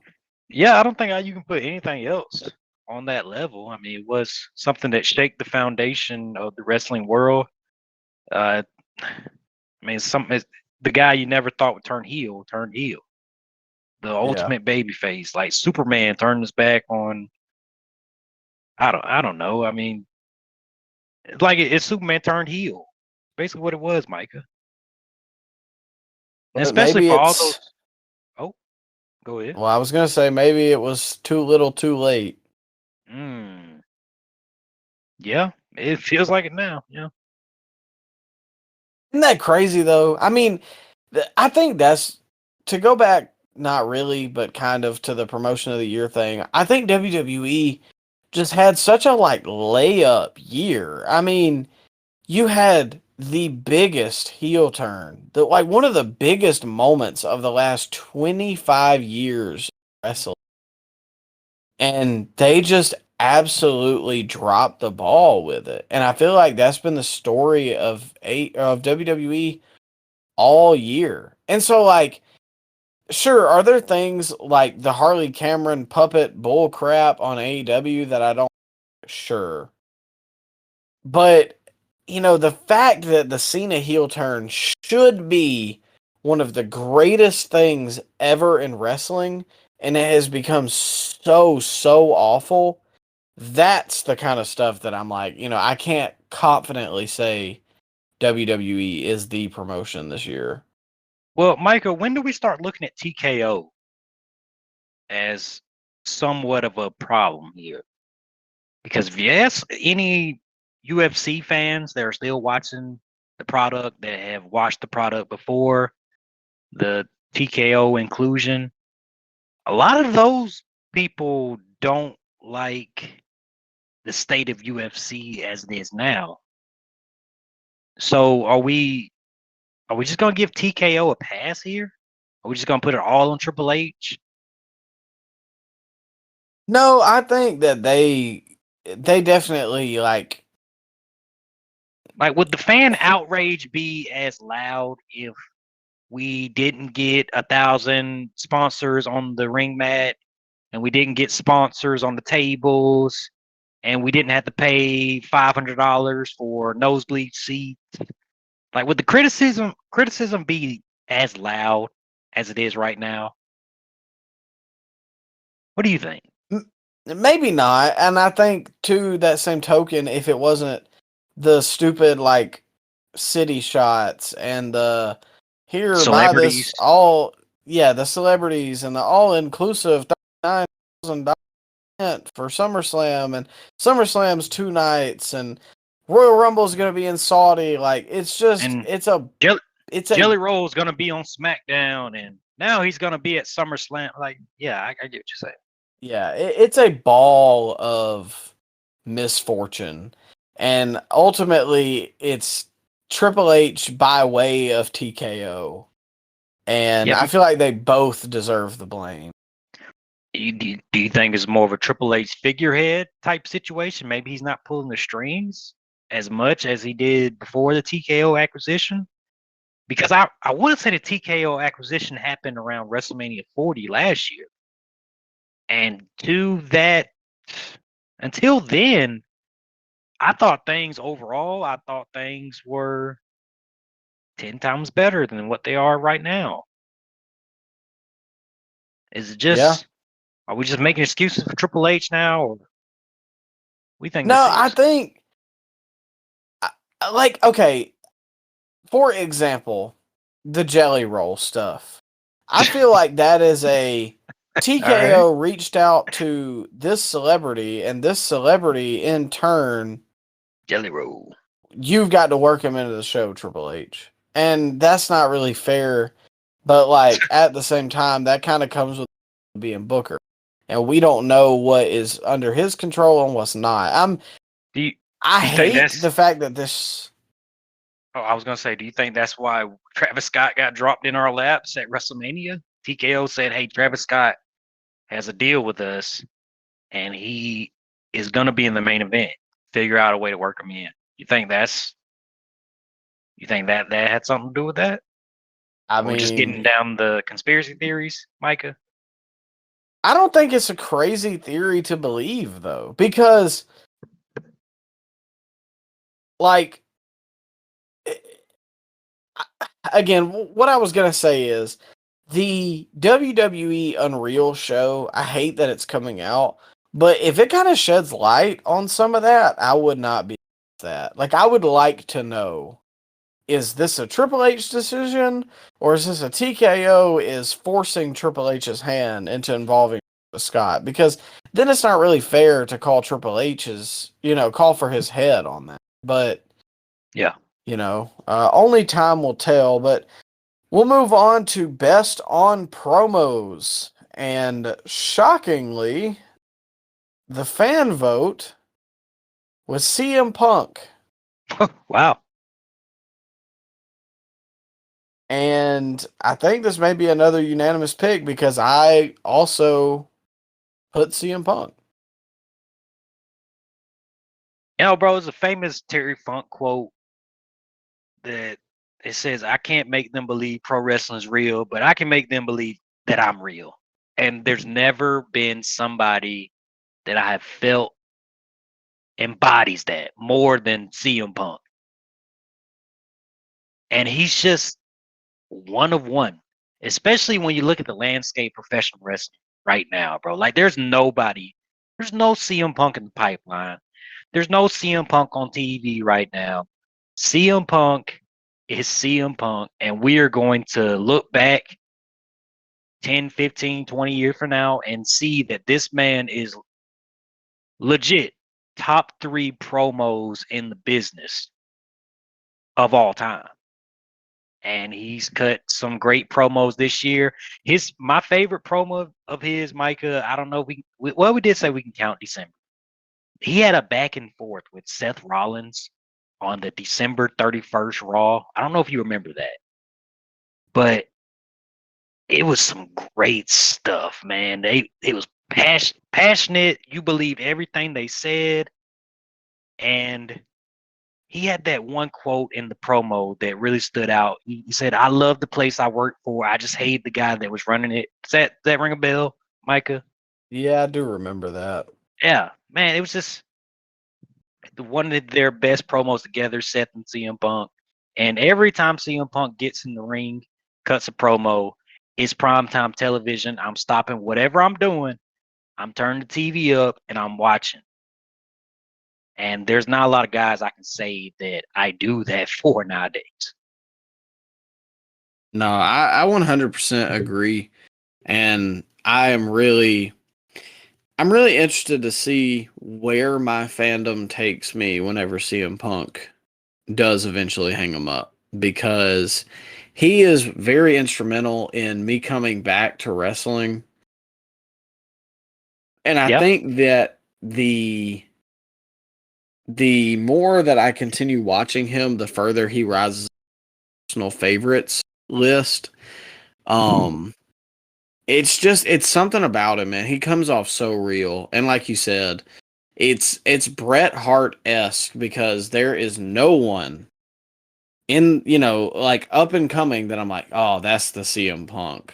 There isn't. And No. it's sad because that's the wrestling I enjoy. I want to believe you as a person, and I want you good on the mic. And everybody just sounds so.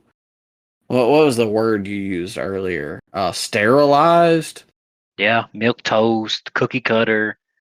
A lot of guys Yeah. get NXT syndrome where they all have the same type cadence in their promo abilities.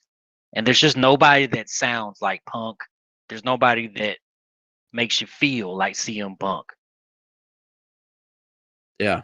And so I think that's another award that whenever it's said and done, we can probably just name that one the CM Punk Award, just like the Heyman one.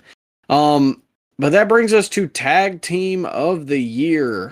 The fan vote Oh God, was Young Bucks. Fraxium. Oh really? I'm surprised. There were some votes for the Young Bucks, but thank God there wasn't enough. Of course. Because I would have had to veto that one. But Fraxium wins the fan vote of the tag team of the year. Ryan, who do you have for your tag team of the year? It's kind of, man, this is tough, man. We don't have to spend a lot of time on this. It's been a down year for tag teams, more than it's been a Or down wrestling year. as a whole. Yeah, but tag teams in general, I will say the SmackDown tag division doesn't get the credit they deserve because they've been carrying SmackDown a lot this year. SmackDown's been abysmal, but at least you get good tag matches from Motor City Machine Guns or Fraxium or the Street Profits or DIY. But my tag team of the year, Micah, is the Street Profits. They have been probably the best overall tag team when it comes to promos, fan engagement, and in-ring ability. The Street Profits are head and shoulders above anybody else in the business right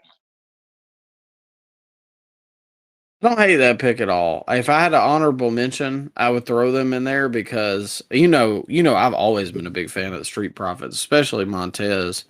I'm glad to see them finally getting some shine again, especially in a division like you said that feels like it's thriving, and hopefully by the end of the year we see more, like even more point on that tag division.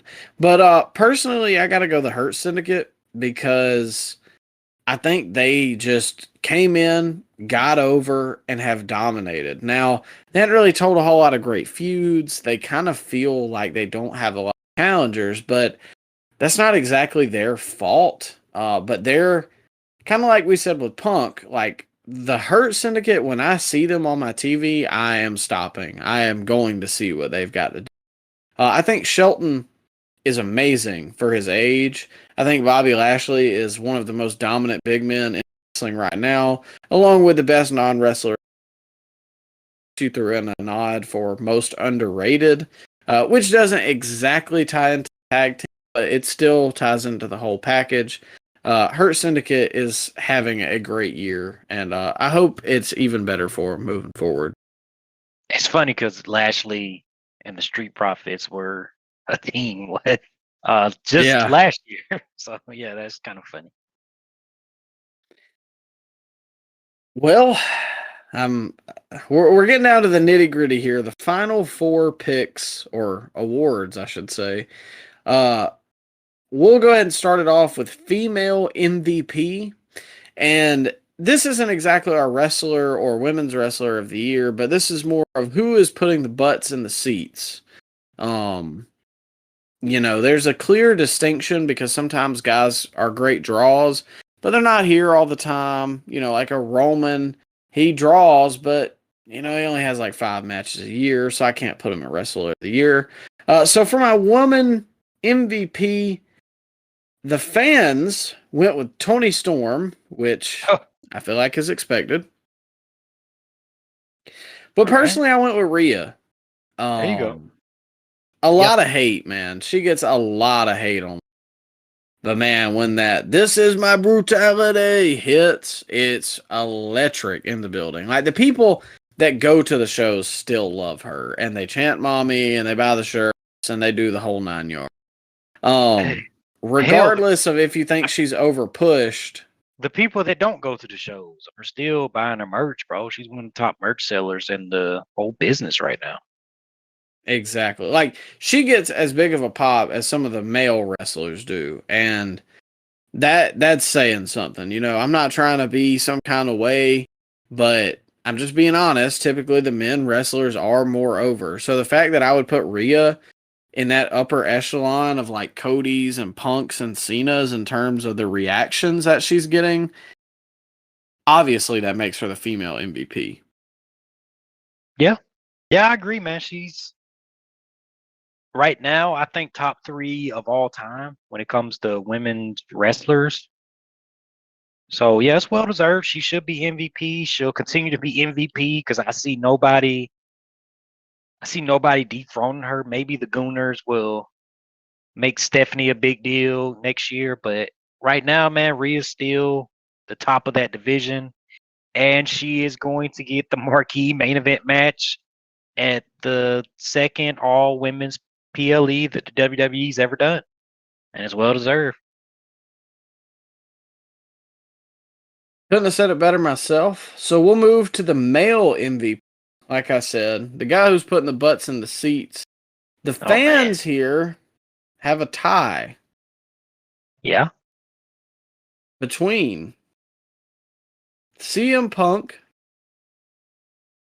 and, funny Okay. enough, John Cena. Man. But Ryan, who do you have for male MVP? I'm turning heel, Micah. I think John Cena is the MVP, bro. Oh, no. Hold up, hear me out. He is still the top money drawing act in all of professional wrestling. So by that definition, he is the most valuable. Is that not what we were going for? I think the whole point of professional wrestling is to make the most money, and Cena draws the most money. Whether we like it or not, he does put butts in seats. He is still the top name in the industry. It's still John Cena. I know we don't like him, but I mean, you got to call a spade here, Micah. All I can think of right now is that you remember when Paul Heyman started singing the Cena theme song? He was like, doo doo doo doo, when he was like putting his hand in his face. Yeah. Yeah, I mean, by definition, I completely can understand why you would put him there. Most valuable. I have despised his work so much, if you couldn't tell. Okay. So therefore, funny enough, I put CM Punk. Okay. I mean, I don't hate that. I love Punk. He's not there all the time, but I do feel like he is must-see TV. You know, he main evented one of the nights of WrestleMania. He was in my feud of the year. He was arguably in your match of the year. He was the best on promos. Like, Punk is a very must-see person. And so I do feel like he kind of gets the MVP award for me. You know, yeah, I can agree with you. Cena is probably making more money because the last time they're ever going to see him. But I think Punk is bringing in the money and bringing in the work, whereas Cena is just kind of bringing in the money. So that was my reason. Like, I can't put him as a year, which is a really, really tough category that we're about to get into. So yeah, I got to go with Punk. Now, do you have any rebuttal to that, or do you kind of? I thought it was funny the fan vote split.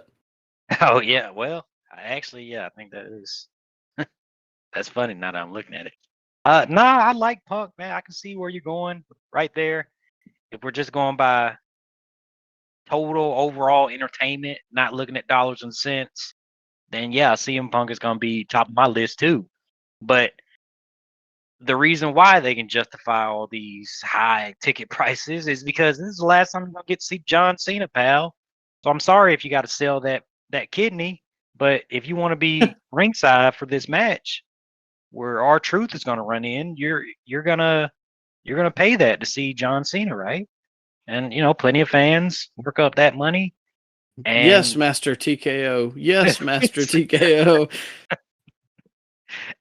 That's what I'm saying, man. So it's hard not to pick Cena, but I can see how you picked CM Punk.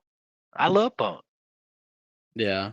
I think my hatred could let me pick Cena, but I try not to be biased here.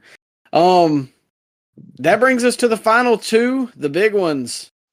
For the middies, female wrestler of the year so far. The fan vote, drum roll. Everybody can guess. Toni Storm. Oh, come on, man. Really?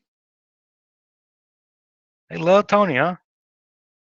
And, you know, I'm not a fan of the gimmick, but I denied it last year. But there's nobody that I can say definitively should be Women's Wrestler of the Year over Toni Storm. So I do have to agree with the fan vote here, as much as it pains me.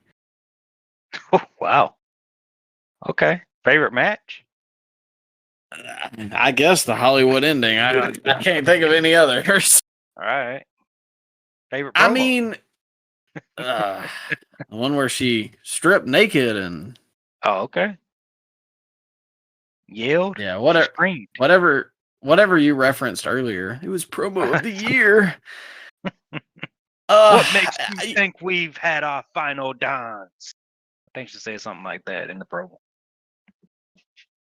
Yeah, I don't know. I can't these two were the hardest to pick, and I'm very interested to see who you have for both of them. But I couldn't give it to Tiffany because she's been champ, and I didn't feel like that clicked. We've already kind of dug into her. Io is the other champ, and I do think that she's great and she's good in ring, but her championship reign is kind of stagnated. Maybe you could throw Becky and Lyra in. Becky didn't really come back in until April, and I don't think Lyra was interesting until largely over the past month, maybe. So maybe Naomi. I think she would be my honorable mention, but I feel, or Mercedes. I'm sure people would say that, but I haven't really enjoyed a ton of her matches. You said it last week. She has a lot of belts, but what story is she really telling? So I feel like Toni, she has a reign. She has a story that people love. She has a gimmick that people love. So undeniably, I have to give it to Toni, even if I don't love her work personally. Oh, Liv Morgan. She's going to win my Women's Wrestler of the Year. I don't know. I think I may have gave her Women's Wrestler of the Year last year. I don't know. But I just think she's probably the best seller in the division. She plays her role so well, bro. It's just with her and Dom, that's the perfect pairing. And I think Liv and Dom were actually a better pairing together than Dom and Rhea was, funny enough. And everything Liv does, man, it seems like that's what she should do. And I don't know. I think she's my Women's Wrestler of the Year. Yes, she ain't had 5-star bangers, but as an overall performer, I don't know, man. She's won me over. She's won me over. No, I can agree with you. We were critics of Liv for a good portion on the podcast because she was kind of boring as a babyface. I just kind of felt like, the Gooners liked her, but there wasn't really much else that she was bringing to the table. She Codebreaker Merchant, but yeah, the Dom stuff. As soon as her and Rhea got in that feud, and she was able to get with Dom, it was man, it's just a whole different person. She kind of exposed Rhea's promo skills too, bro, in that whole feud. Because while Rhea was, the catchphrase merchant in that feud, Liv actually brought up actual substance to the things she was saying in the ring. And I think she outclassed Rhea on the mic. And I don't think a lot of people can do that. But yeah, Liv definitely did in that whole feud. I think she shined more than Rhea did. Yeah, I don't think that's a bad pick. I think the only thing now is Liv's hurt. So going into the rest of the year, I'm not sure what Liv is going to be able to do to officially take home the Scoopy in December. But yeah, I mean, we'll see. I don't think that's a bad pick at all, though. But you can understand what I'm saying with the Toni pick, where it's there's just not. I felt the same way last year because I gave it to Jax because she was a dominant force in the division and she won the Queen of the Ring and the title, and she kind of made Tiffany. So I don't know. I felt undeniably I have to give Toni. Yeah, I still can't get behind it, bro. I'm sorry. I mean, I can understand it because we both feel the same way about the gimmick. I don't love it, but Men's Wrestler of the Year is the final category today for the Awards, the 3-year anniversary of the Scoop Slam podcast. We're closing in on episode 100. All of the socials have been going crazy, so if you're not following us there, make sure you check out the description. TikTok, Instagram, we're really, really pumping stuff there. Daily wrestling content, so check that out. Now, for the Men's Wrestler of the Year, the fan vote was overwhelmingly Will Ospreay. All right. Now, you know my feelings on Ospreay. Not a big fan, and I honestly don't feel like he has accomplished that much this year, other than just having what some people deem to be great matches. But he doesn't really have any titles. He's had some matches that some people thought were great. I didn't care for most of them, especially like the Fletcher steel cage match that everybody loves, and they did everything but kill each other. But Ryan, who is your wrestler of the year halfway through 2025? I got Gunther, man. I think everything he does is great. He has won me over in his promos the last year or so. He's won me over when actually, you know what? I think he may have won my wrestler of the year last year. But it's I believe just he did. yeah, okay. Well, Gunther, man, as an overall performer, is must-see TV, just like CM Punk is. But it's different with Gunther because he's that cocky, brash bully that you want to see somebody take down. But then he gets on the mic and he just makes good points, and you're like, wait, hold on now. I mean, this guy's actually pretty entertaining on the mic. Like when he was tearing down Goldberg the last couple of weeks, man, that was some great stuff. When he was tearing down Pat McAfee in those promo exchanges, that was great stuff. And then when you look at his in-ring work, I don't think anybody has the catalog of good to great matches this year like Gunther. You can talk about your Will Ospreays and your Swerve Stricklands and whoever else you want to put in there, but there's nobody that's had believable, good to great matches like Gunther has. And he doesn't need to kick out of, the 450 burning hammers through the flaming table. He doesn't need to do that to have good matches. He'll just go in there with a commentator and have a 13-minute believable back and forth match where the fans are on the edge of their seats. And that's just the talent that Gunther has. And I don't see how anybody is even close on his level in the world right now. Man, he's one of one as well as an in-ring performer. So I really, really, really want to put Gunther here. Uh-oh. Because Come on, man. Wrap it up. Land the plane. I think What are you saying? Okay. Especially because, like, we talked about it last week, the promos, all that stuff, great. Yeah. Great stuff. But the Jay feud to start this year was so bad outside of, like, the 2 weeks before Mania. Before he did the angle with Jimmy, it was so bad. Maybe it just went on a little too long. I don't think it was bad. It just went on a little too long because they had to stretch it out. No, well, they were involving the freaking Alpha Academy and Otis. Well, hold up now. That got big reactions, but I think Jay and Gunther had like a brawl segment for like 3 straight weeks where it just felt like it was the same, like it was a copy and paste of the week prior.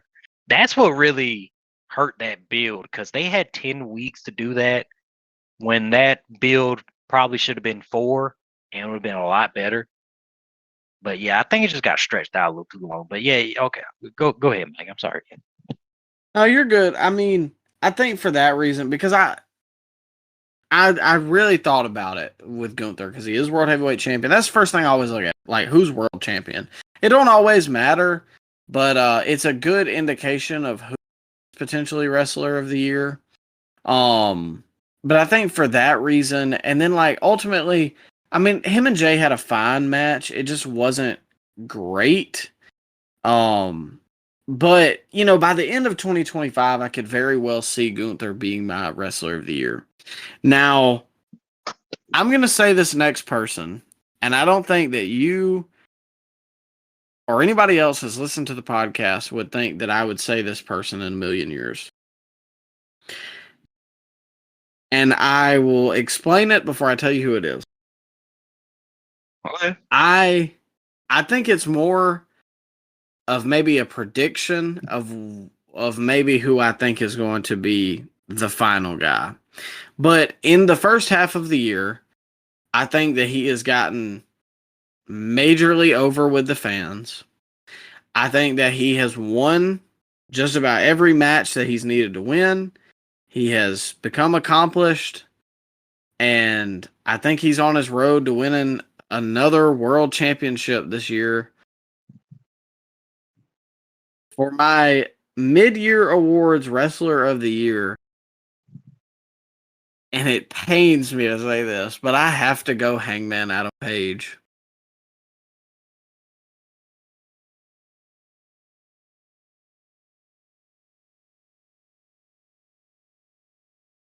Ryan? What?